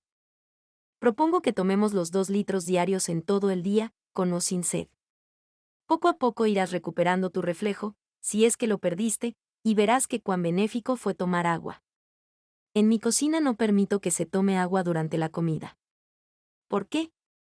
Pues porque el líquido hace que los ácidos en nuestro estómago no funcionen como debieran. Yo sé que ahora se han hecho estudios sobre esto, sin embargo, aunque los estudios demuestren que no afecta tanto, ese no tanto es suficiente para alterar el equilibrio del estómago y por lo mismo, de la absorción de los alimentos. Se puede tomar agua al menos unos 10 minutos después de la comida. Sin embargo, si la necesidad de tomar algo de agua es mucha, hazlo. Esto no debe ser considerado como una ley, sino como una sugerencia. Entonces, ¿debo tomar los 2 litros de agua de golpe? La respuesta es no. Toma de poco en poco, 30 minutos después otro sorbo, y así lo vas haciendo hasta que llegas al litro. De no hacerlo así puede ser que se te llene el estómago de tanta agua que sientas que vas a reventar, y eso no solo no es agradable, sino que lastima al cuerpo. Beber agua a sorbos es mejor que beber mucha de golpe. Además, mientras menos minerales tenga el agua mucho mejor, pues de esa manera podemos limpiar más el cuerpo. Al estar revisando mis apuntes de medicina tradicional china, llegué a encontrarme con el proceso de los 5 elementos en el cambio de energía y lo que estos necesitan para funcionar mejor. En la medicina tradicional china, los 5 elementos son fuego, tierra, metal, agua y madera. Cada uno de ellos controla a un órgano en el cuerpo humano, y estos son corazón, vaso, pulmón, riñón e hígado, respectivamente. Estos órganos funcionan con sus respectivos yangs. Los ya mencionados son yins.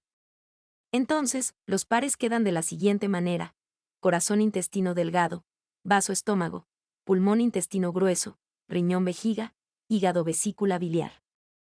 Además, hay dos funciones que no corresponden a elemento ni órgano alguno, pero tienen mucha importancia en el proceso de circulación de energía. Tenemos al triple recalentador o triple función, y al vasoconcepción.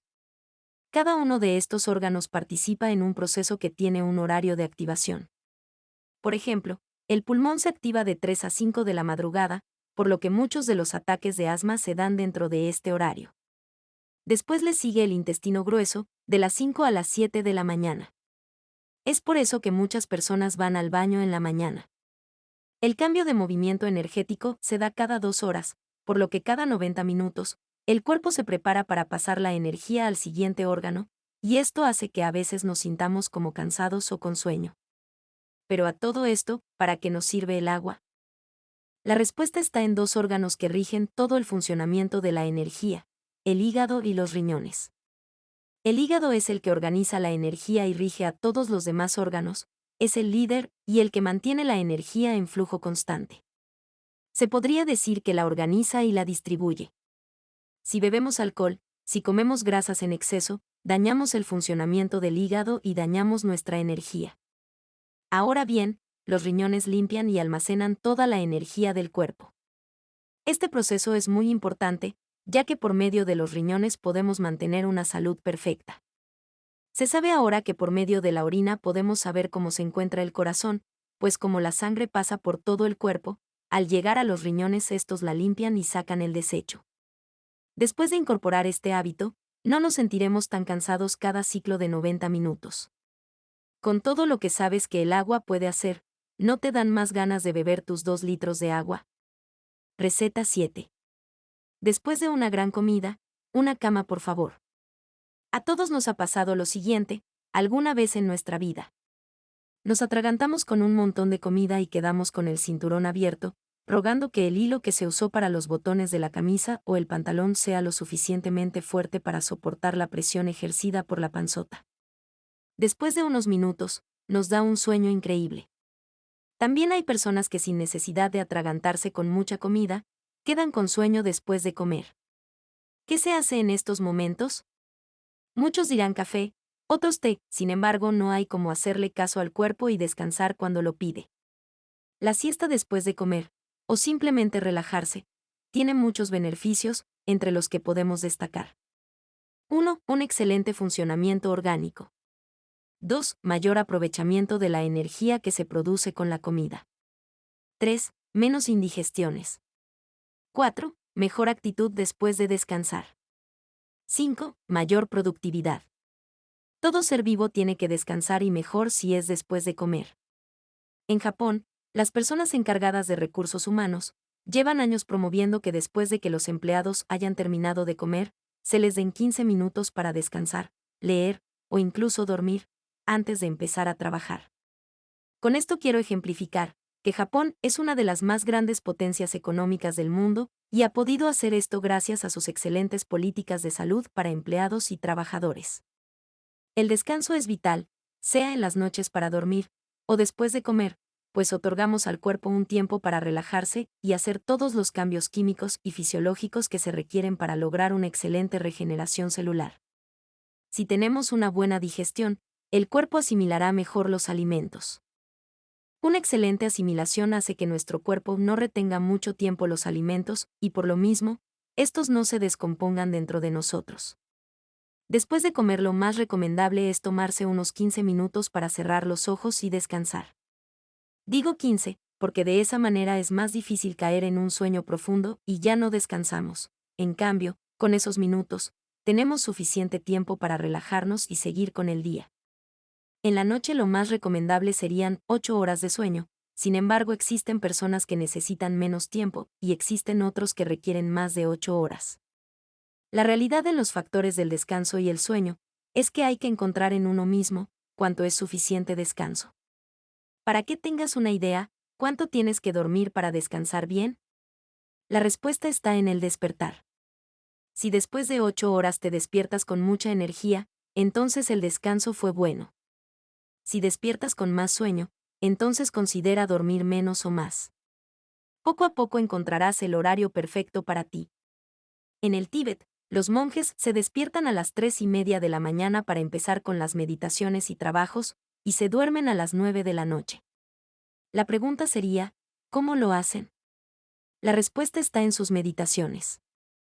Cada meditación profunda los lleva a un estado de relajación profunda, sin quedar dormidos, y es aquí donde el cuerpo puede regenerarse mucho mejor que si durmiera. Al estar conscientes de cómo nos relajamos, nuestro cuerpo se regenera mucho más rápido de lo normal, y entonces descansamos aún más. ¡Qué buena onda, no! Otro beneficio de la meditación. Te propongo una meditación que a mí me ha funcionado de maravilla, y que sirve para acelerar el proceso de regeneración corporal. Lo primero que hay que hacer es colocarnos en algún lugar donde estemos seguros de que durante 15 minutos nadie nos va a molestar y no va a sonar ningún aparato, celular, teléfono, fax, viper, etc. Se puede lograr esto pidiéndole a la gente que en esos 15 minutos no nos pasen llamadas y que no nos interrumpan. Segundo, una vez que hemos logrado que nadie nos moleste, podemos ponernos en una posición que sea muy cómoda, pero que no nos permita dormirnos. A mí me funciona de maravilla sentado con mi espalda pegada a una pared y con las piernas cruzadas, pero cualquier posición que sea cómoda para ti es bienvenida. Tercero, ahora que ya has encontrado la posición que te hace sentir bien, comenzamos a despejar el corazón de preocupaciones, así como la mente. Piensa que estás observando el cielo y que las nubes que están ahí son todos tus pensamientos. No intentes controlarlos, deja que el viento se los lleve y tú solo obsérvalos.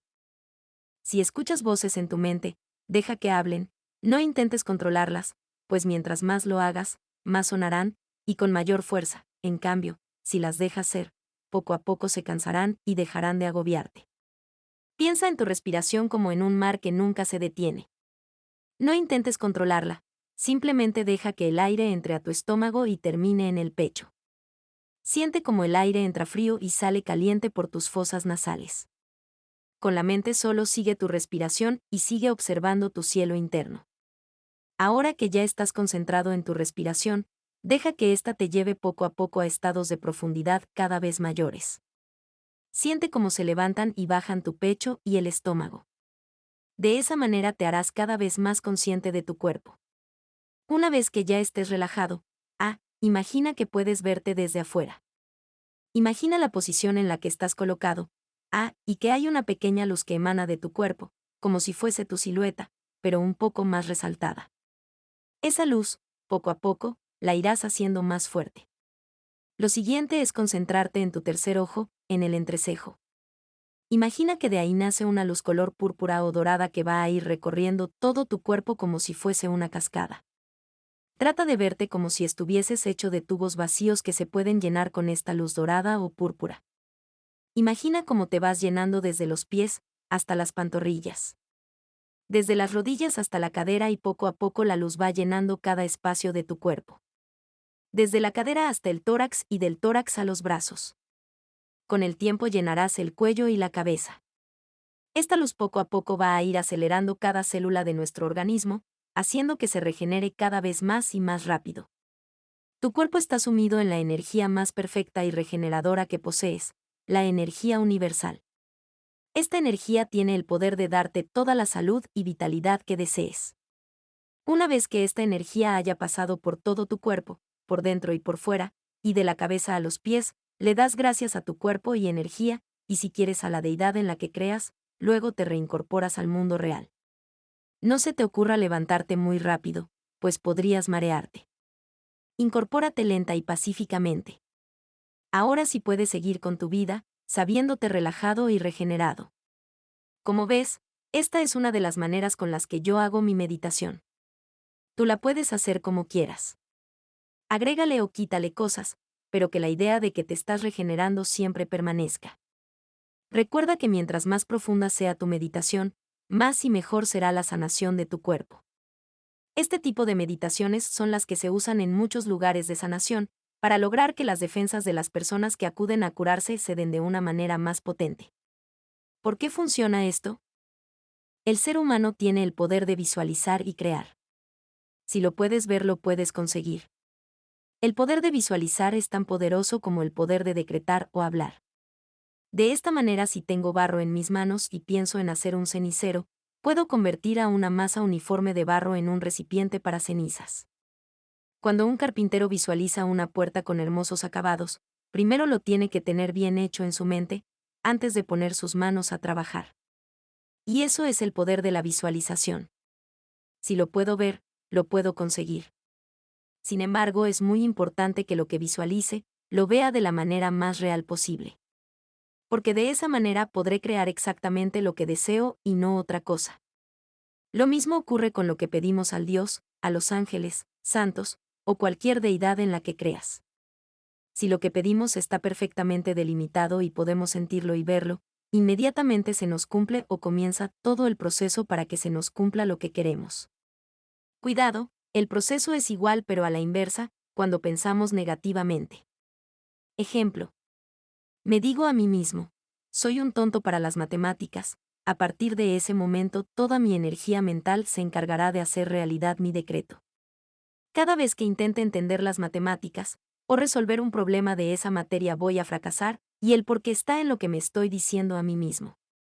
Parece algo muy tonto, sin embargo, es lo que detiene a la mayoría de los seres humanos en alcanzar el éxito para el que fueron programados desde el momento de su concepción. Si no, piensa en esto. De una descarga de 7 millones de espermatozoides que se necesitaron para tu concepción. Solo uno logró llegar a la meta. 1. Ese eres tú. Ese uno, ese campeón. Ese espermatozoide que logró el éxito. Receta 8. Bueno, no todo es dormir, también hay que mover el bote. Como el título lo dice, no todo en la vida es fiesta, comida y trabajo, también requerimos nuestros mantenimientos diarios, o mejor dicho, mover la energía. Un amigo mío diría, hago ejercicio para mantenerme sano, y me mantengo sano para poder hacer ejercicio. Creo que mi amigo tiene la clave de la salud, mantener una alimentación sana, hacer deporte de manera regular y mantener una actitud positiva frente a la vida, para lo cual se necesita ejercicio interno. Es importante mencionar, antes de seguir con el tema, que existen dos tipos de ejercicio en la vida. El primero es el que nos hace sudar, el segundo es la mentalización, la meditación o como lo quieras llamar, pero es tener la mente sana y siempre positiva. Hablar del tema del ejercicio siempre nos lleva a pensar que hay que hacer ejercicio físico, pero el ejercicio interno es igual de importante, ya que si nos ejercitamos solo física y no mentalmente, los beneficios serán parciales o a la mitad. Es por eso que en los monasterios Shaolin se ejercita la mente, el cuerpo y el alma. Entre las pocas formas de ejercitar el alma y la mente, está la meditación. Hay 1 millón de meditaciones y formas de meditar, solo que no existe un camino correcto, de la misma manera que no existe una filosofía de vida perfecta. A todos nos educaron con una religión o con una no religión. Sin embargo, creo que es importante la diversidad. La verdadera religión no es la que más personas profesen, sino la que mejor se acople a nuestra vida, a nuestra percepción de la realidad y la que nos haga ser mejores a nosotros y a las personas que tengamos a nuestro alrededor. Para mí, la mejor filosofía de vida o religión es la que he ido creando con mis propias experiencias. La filosofía del Tao, para mí ha sido una bendición, sin embargo le he incrustado un poco de Gestalt, haciendo de mi filosofía de vida, exactamente eso, mi filosofía de vida. Si creamos nuestra filosofía, nuestras meditaciones y nuestros ejercicios, estamos siendo sabios y no simples conocedores. Cuando convertimos todos los conocimientos que hemos adquirido de los demás en nuestros, nos volvemos sabios, pues hemos integrado a nuestra forma de pensar y de actuar la filosofía y ejercicios de otros. Es darle a eso que hemos aprendido un toque personal, y con ello volverlo nuestro.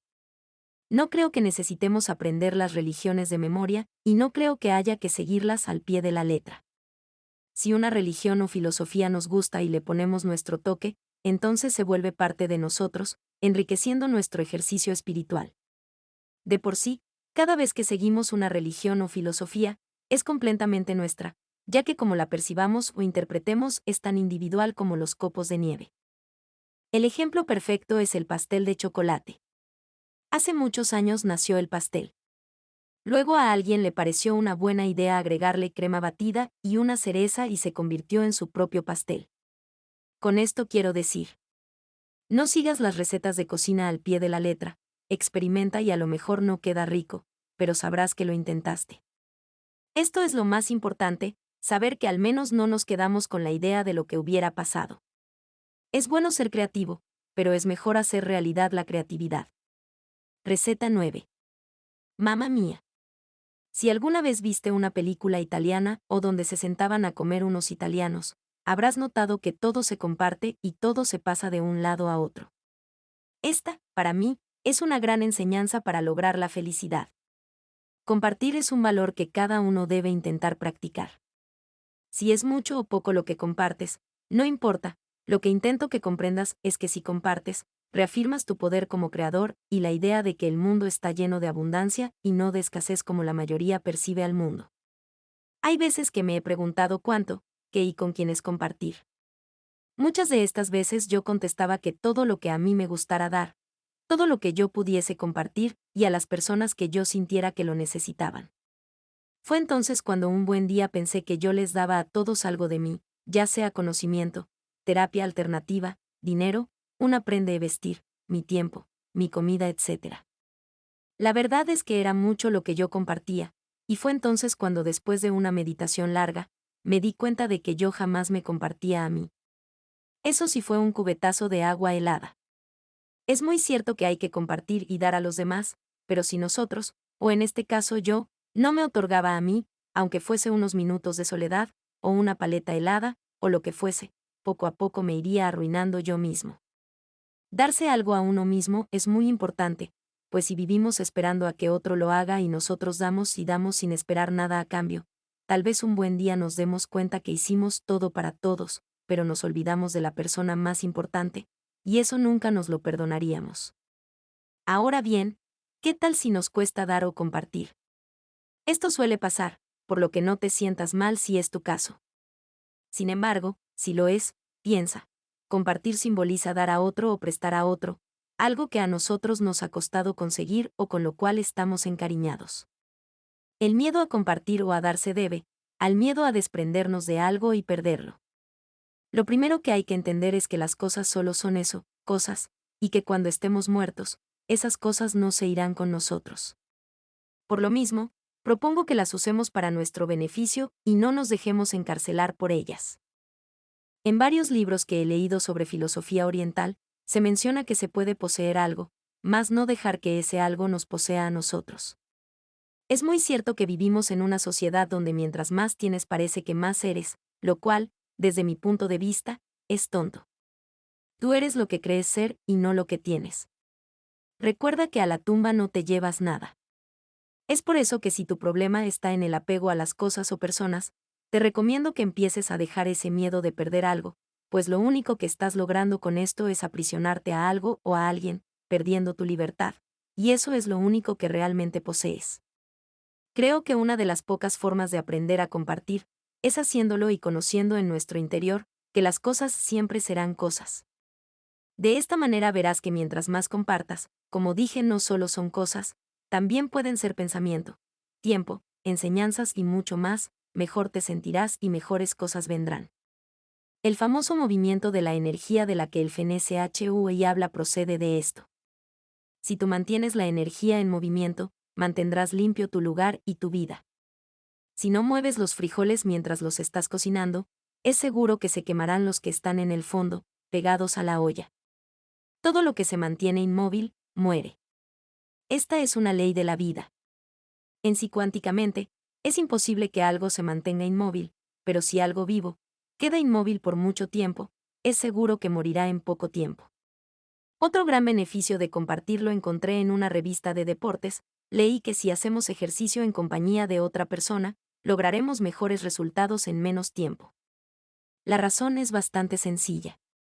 Si estamos con alguien que está haciendo ejercicio con nosotros, es más difícil que dejemos de hacer deporte, ya que estamos comprometidos con nuestro compañero. Además de que es más divertido.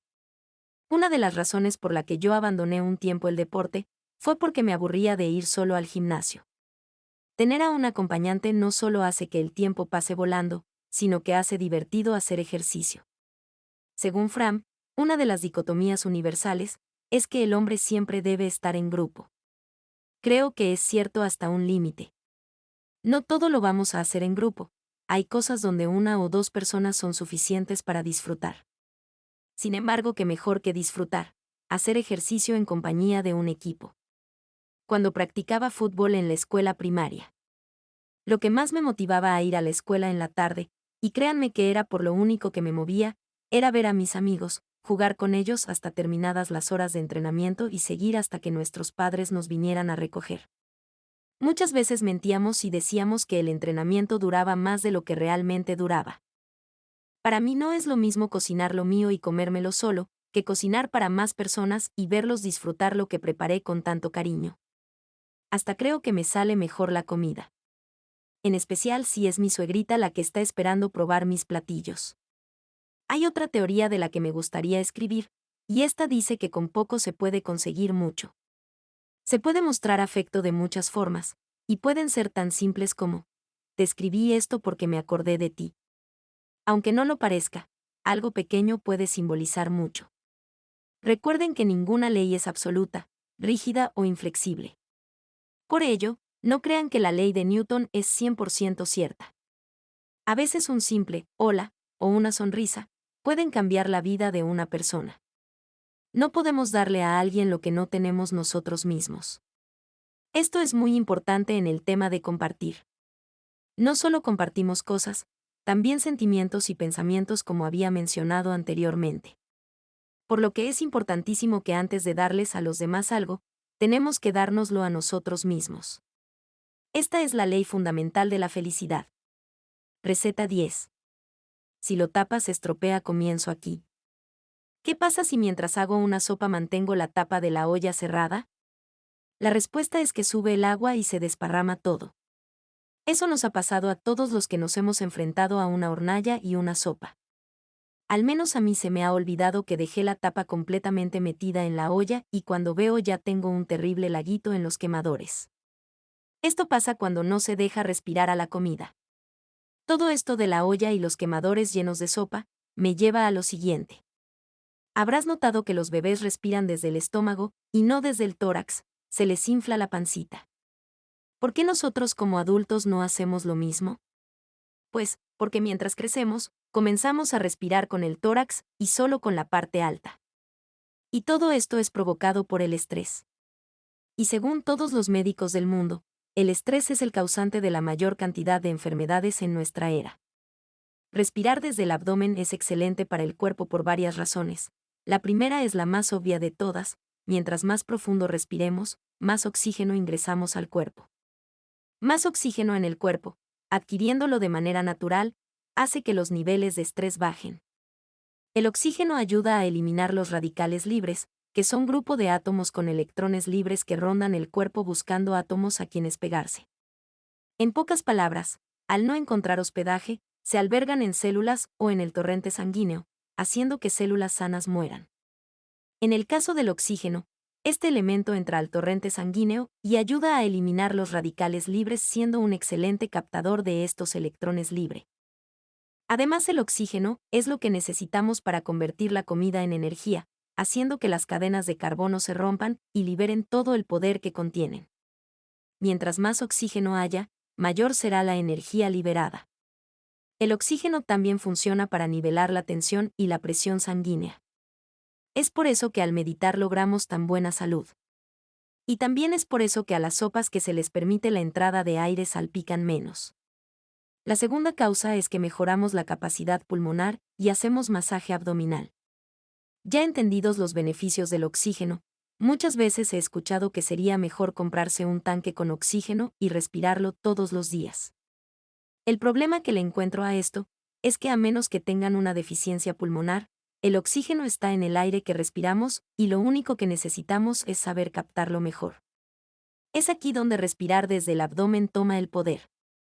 Para captar mayor oxígeno es necesario tener unos pulmones bien elásticos, un diafragma fuerte y la voluntad de querer respirar más y mejor. Respirar con toda la capacidad pulmonar, psicológicamente demuestra que no tenemos miedo a vivir, y es por eso que merecemos respirar a todo lo que podemos captar. Sin embargo, respirar a toda la capacidad pulmonar también es un masaje natural de nuestro ser a nuestro ser. ¿Cómo? Cuando llenamos los pulmones al máximo, el diafragma, que es el músculo que tira de los pulmones para inflarlos, se ensancha y eso hace que se masajeen los intestinos, el estómago, el páncreas, el vaso, el hígado, la vesícula y el corazón. ¿Para qué? Con el masaje hacemos que nueva sangre entre a los órganos internos y la sangre llena de CO2, dióxido de carbono que se forma por los procesos químicos del cuerpo, salga. ¿Cómo pasa esto? Muy sencillo. Al aplastar, literalmente, a nuestros órganos internos, obligamos a la entrada y salida de sangre. ¿En qué beneficia? Al masajear los órganos internos y mantenerlos ricos en nutrientes por la sangre nueva que entra, beneficia en que siempre estarán en condiciones óptimas. Muchas personas tienen el intestino perezoso, y es porque no hay nada que masajee y estimule a la peristalsis o movimiento intestinal. Al hacer que el diafragma masajee al intestino, hacemos que haya mejor asimilación de los nutrientes que se están procesando, además de mover más rápido los desechos del cuerpo. De esta manera evitamos que se pudra la comida en nuestro cuerpo y nos estemos llenando de toxinas en vez de nutrientes. Mientras más rápido desechemos las heces fecales de nuestro organismo, mejor estará nuestro organismo. En medicina china el pulmón y el intestino grueso son pares yin y yang. Esto es que la energía de uno es la energía del otro. No es raro que en todo ejercicio de filosofía china, mientras mejor estén los pulmones, mejor será la asimilación de los nutrientes. Ahora que he descrito todos los beneficios de respirar correctamente viene la práctica. Respirar como los bebés es una tarea muy sencilla, y por eso, fácil de olvidar. Para empezar, lo primero que recomiendo es acostarse. Si miramos bien, a los bebés se les nota mejor la respiración cuando están acostados, esto es, digamos, lo más obvio del asunto. Una vez que ya estamos acostados, podremos empezar el ejercicio. Lo primero y más fácil de hacer es poner nuestras dos manos en el abdomen, la altura de las puntas de los dedos deben estar casi donde nace el ombligo. De esta manera es más sencillo sentir si lo estamos haciendo bien. Lo siguiente es respirar y mandar el aire a la zona donde tenemos las manos, tratando también de exagerar el movimiento ayudándonos con los abdominales, esto es, sacando la panza.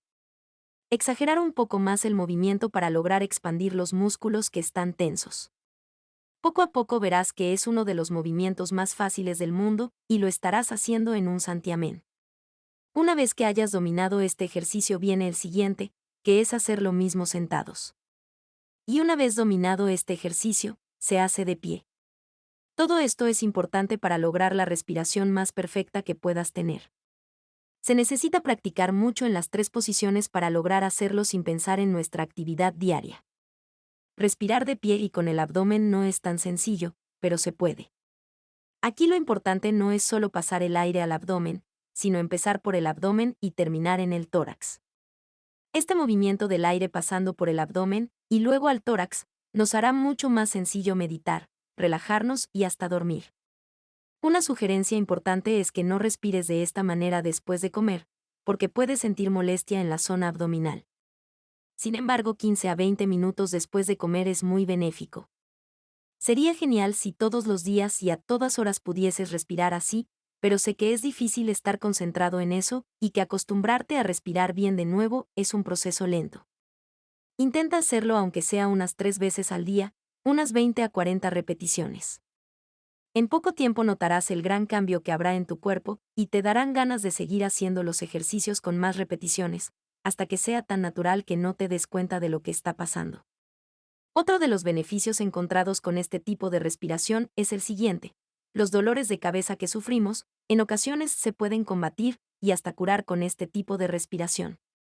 Mientras menos oxígeno tengamos en nuestro cuerpo, más dolores y problemas ocurrirán. Muchísimos de los dolores de cabeza son tensionales, los músculos están sobrecargados de adrenalina, corticoides y muchos neuropéptidos que son necesarios para el estrés, pero no para estar en constante uso. Si tenemos una buena respiración, el oxígeno ayudará a eliminar estos neuropéptidos y de esta manera se logrará la relajación y por ende se cura el dolor de cabeza.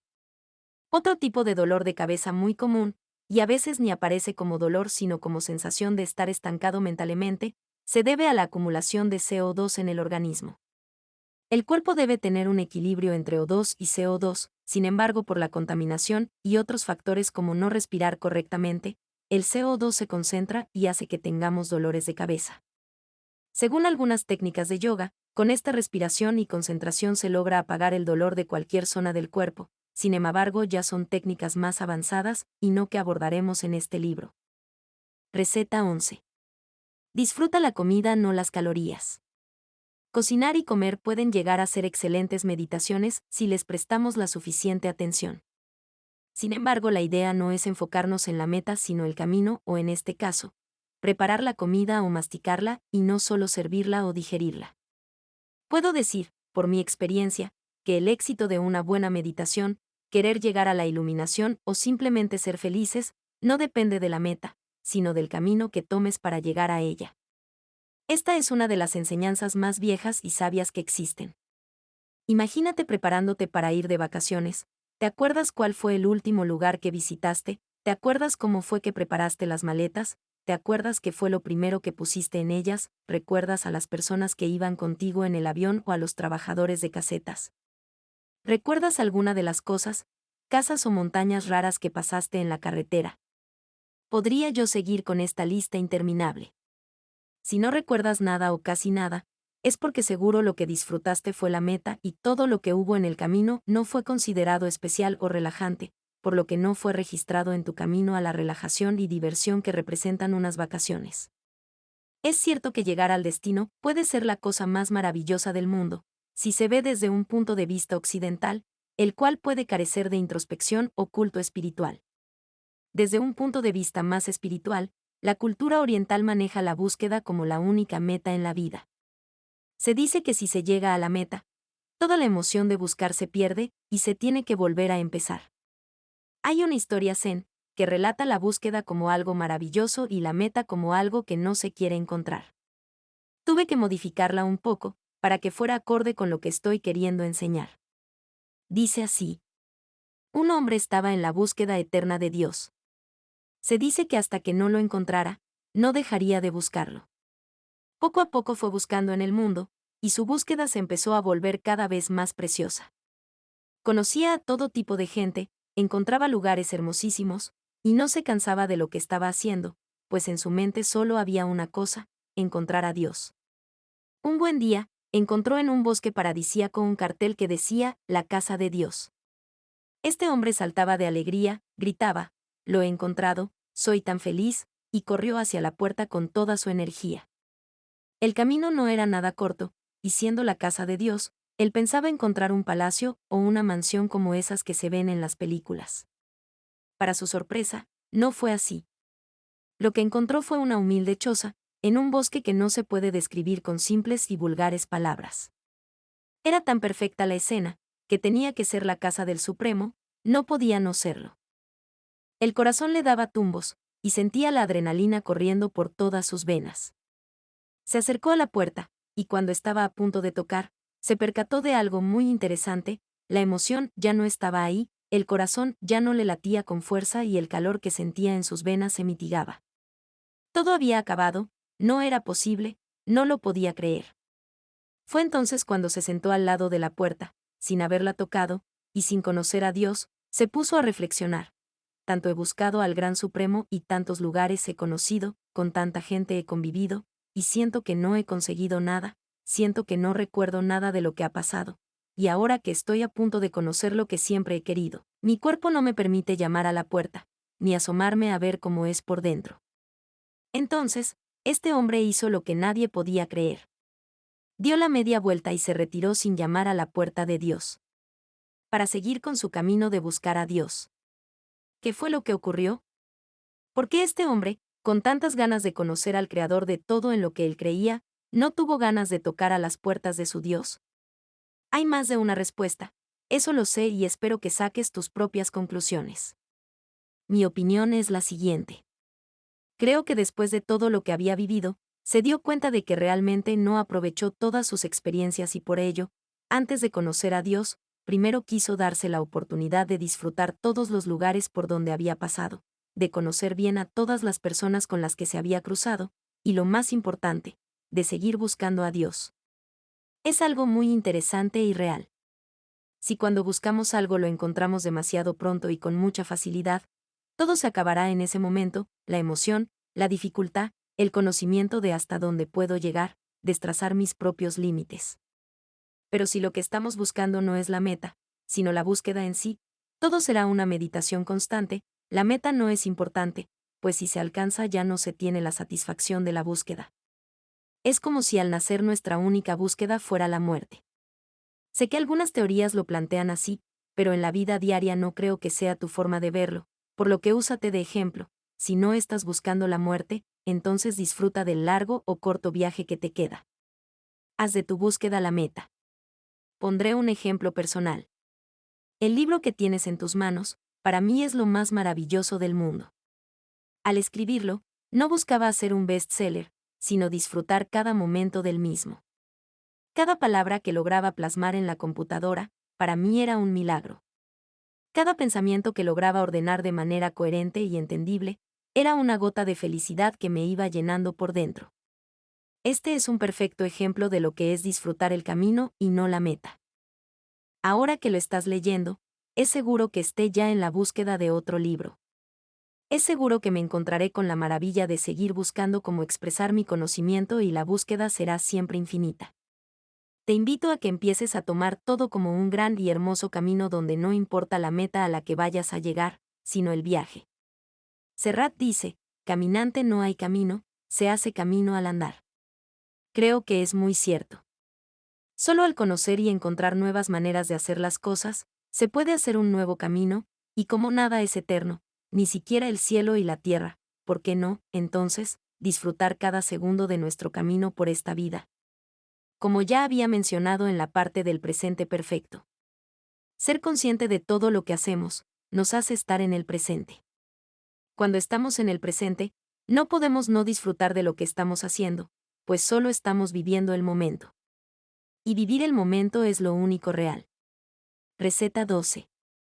Revuelva lentamente hasta que quede espeso y con forma. Mientras estoy batiendo una masa para postre, no estoy pensando, soy uno con la masa, ni tampoco estoy pensando que tal vez es la masa la que me está revolviendo a mí. La verdad, es que si estoy preocupado por el tiempo que voy a tardar en revolver la masa, tal vez sienta que pasó mucho más tiempo que el que realmente pasó. Sin embargo, si disfruto lo que estoy haciendo y lo hago con dedicación, el mismo tiempo se sentirá como un absurdo, como si no pasara. La tranquilidad no es algo que sea fácil de aprender o obtener en una ciudad grande, ¿verdad? Pues no, esto es una mentira. Se dice que en la mente de un hombre que ha dominado las voces internas, las ideas constantes, humillantes y todo lo que pueda pasar por su interior, siempre habrá tranquilidad. Ya hemos hablado sobre el presente perfecto, sobre la relajación, el ejercicio, la meditación. Se podría decir que la paz o la serenidad se consiguen a través de estos ejercicios y técnicas ya antes mencionadas. Y como puede ser cierto, puede no serlo. A lo que me refiero es que no por hacer todo lo que se dice en este libro, uno gana la iluminación. No digo tampoco que ésta no se logre.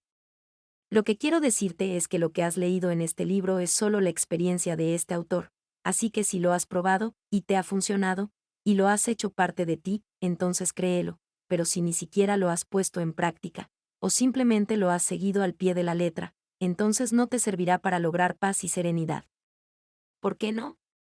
La respuesta es muy sencilla, y a lo mejor ya la tenías, y solo estás leyendo esto para terminar cuanto antes con el libro, pero si no es este tu caso, entonces lee muy bien lo siguiente.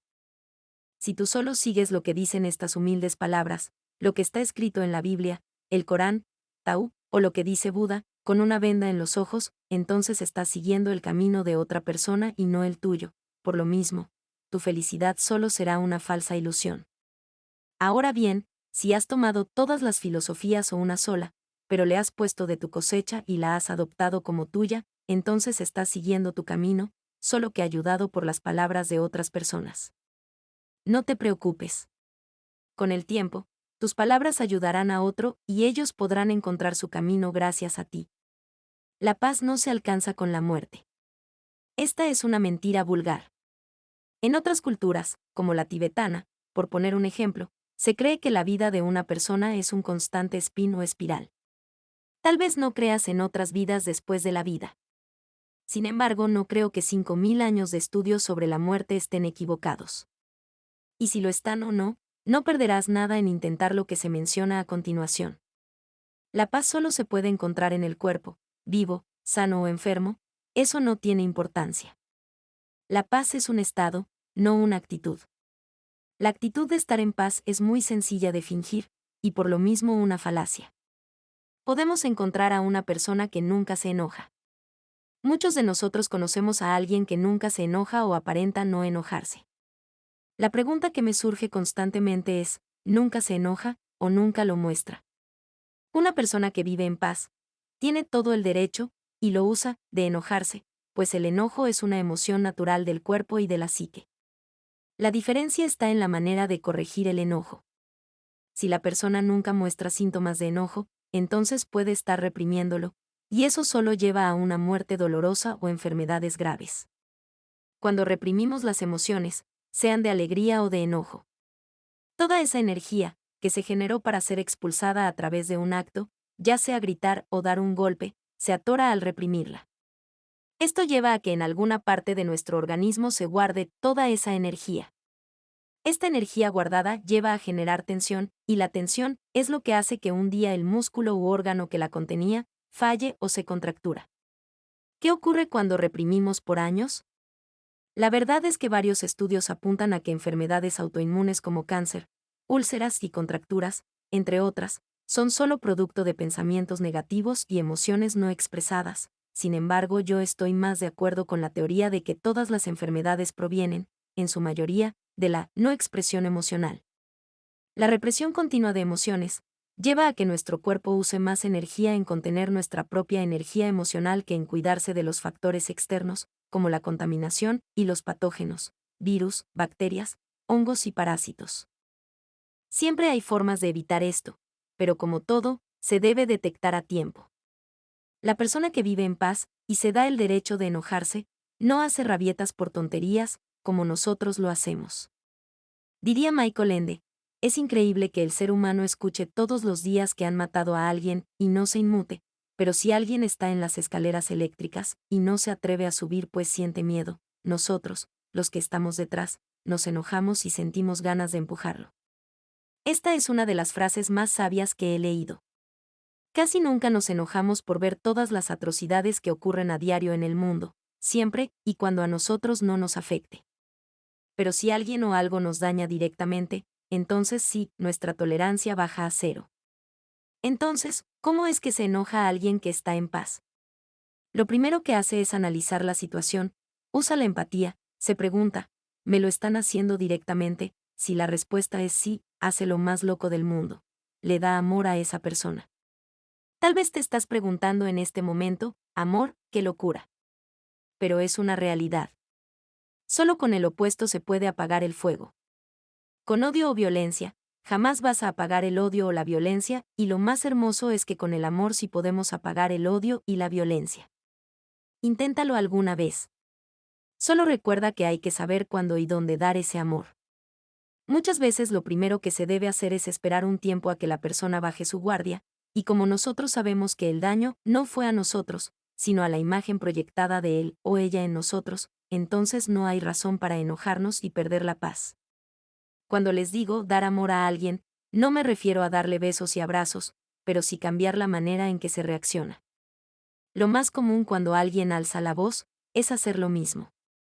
Pero un ejemplo de amor es, si alguien levanta la voz, tú bájala lo más que puedas, de esa manera la otra persona querrá saber qué estás diciendo y se calmará. A esto se le conoce como romper esquemas y logran un montón de cosas, solo sé creativo y no caigas en los juegos.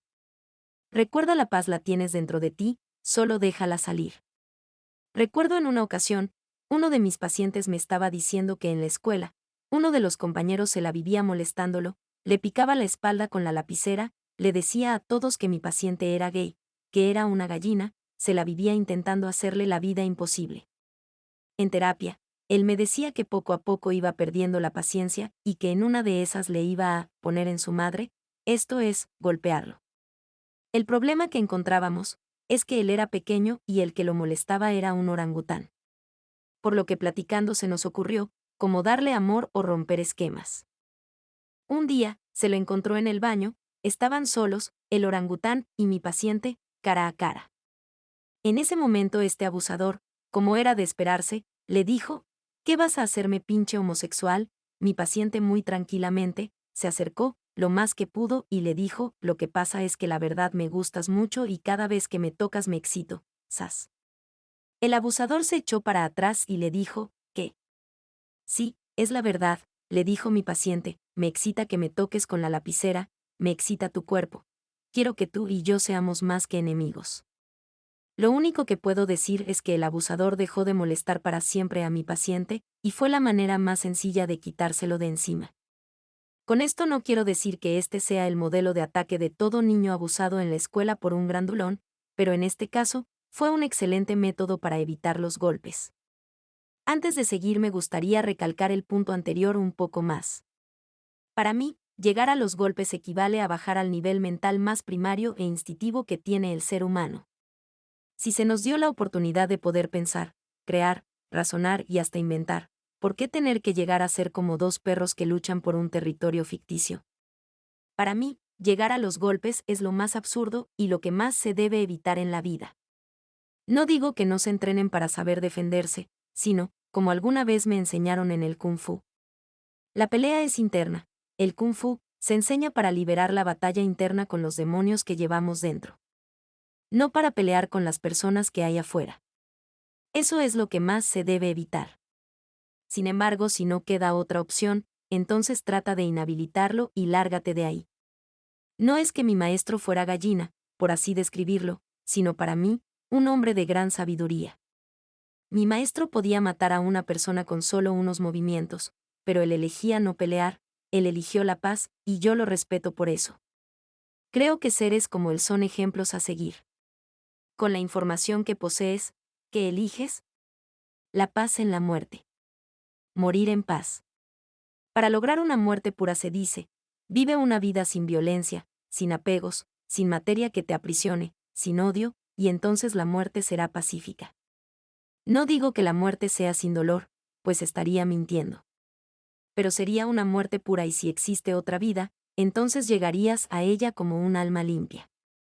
En el Tíbet, cuando uno está muriendo y aparece el dolor en el lecho de muerte, este se considera como una de las maneras en las que el cuerpo se purifica para poder pasar al próximo nivel. No digo que es mejor que nos duela para ser más perfectos, sino que según lo que entiendo, los tibetanos saben que si hay dolor, es porque la persona no estaba del todo purificada en pensamiento y alma. Si vemos el dolor como una alarma en nuestro ser. Cuando alguna parte de nuestro cuerpo nos duele, en ese momento le prestamos atención. Algo así como una llamada de auxilio. La idea de los tibetanos es no esperar a que haya dolor antes de la muerte, sino hacer todo lo posible para evitar purificarnos en el último momento de nuestra vida. Para ellos es mejor ir purificándonos poco a poco en lo larga o corta que sea la llama de nuestra existencia. Es por eso que te invito a vivir en paz y armonía contigo, con los demás y con la naturaleza. En el momento en que tú logres encontrar esa paz, la humanidad cambiará un poco, y ese poco hará increíbles diferencias. Receta 13. ¿Y si en vez de azúcar le ponemos miel al café? La curiosidad mató al gato. Sin embargo, la capacidad de ser curiosos es lo que ha logrado que los seres humanos estemos tan evolucionados el día de hoy. La curiosidad es parte de la sabiduría del ser creativo. Esta inteligencia o sabiduría, pues contamos con muchas inteligencias, es la que, aunada a la curiosidad, hace que el ser humano desarrolle inventos y creaciones. Crear es una manera de ver una herramienta de diferentes maneras, es darle a esa herramienta otro uso, distinto al que se le dio la primera vez. Los lentes, por ejemplo, son un invento para no tener que llevar una lupa en las manos siempre. El ser humano nació para crear. Vivimos para crear. Aquí vuelve a entrar el poder de la visualización. Nada que hayamos creado o se haya creado fue producto de casualidad, sino de una visión que se hizo realidad, y es por eso que hemos generado tantos inventos como ningún otro ser. El ser humano tiene la capacidad de hacer las visiones realidad, somos capaces de materializar pensamientos. Por el momento necesitamos la materia prima, tal vez, algún día sin ella. Eso solo la evolución lo dirá. Una de las razones por las que el ser humano encontró la manera de volar fue porque estaba observando con curiosidad a las aves, y como quisimos volar al igual que las aves, logró inventar, a través de los hermanos Wright, el primer avión de la historia. Observar este invento o todos los que se han creado hará que notes que la curiosidad es la llave o la chispa que enciende la creación. Existen otro tipo de creaciones que surgen por la curiosidad y que no tienen que ver con elementos materiales. A lo que me refiero con esto es a lo siguiente: en la vida hay muchas formas de crear, no solo se trabaja con materiales cuando uno está manejando este tipo de inteligencia, sino que también creamos y curioseamos con hechos psicológicos, ideas y otro tipo de símbolos abstractos. Pondré el ejemplo de una venta. Cuando alguien nos vende algo y estamos interesados, el vendedor no logrará hacer que nosotros adquiramos el producto si no usa algún tipo de creación ingeniosa. Estas son de las cosas que les enseñan a los vendedores capacitados. Mientras mayor ingenio, mayores ventas. Se dice en el ámbito de las ventas: si puedes hacer que tu cliente se vea usando el producto, la venta es casi segura.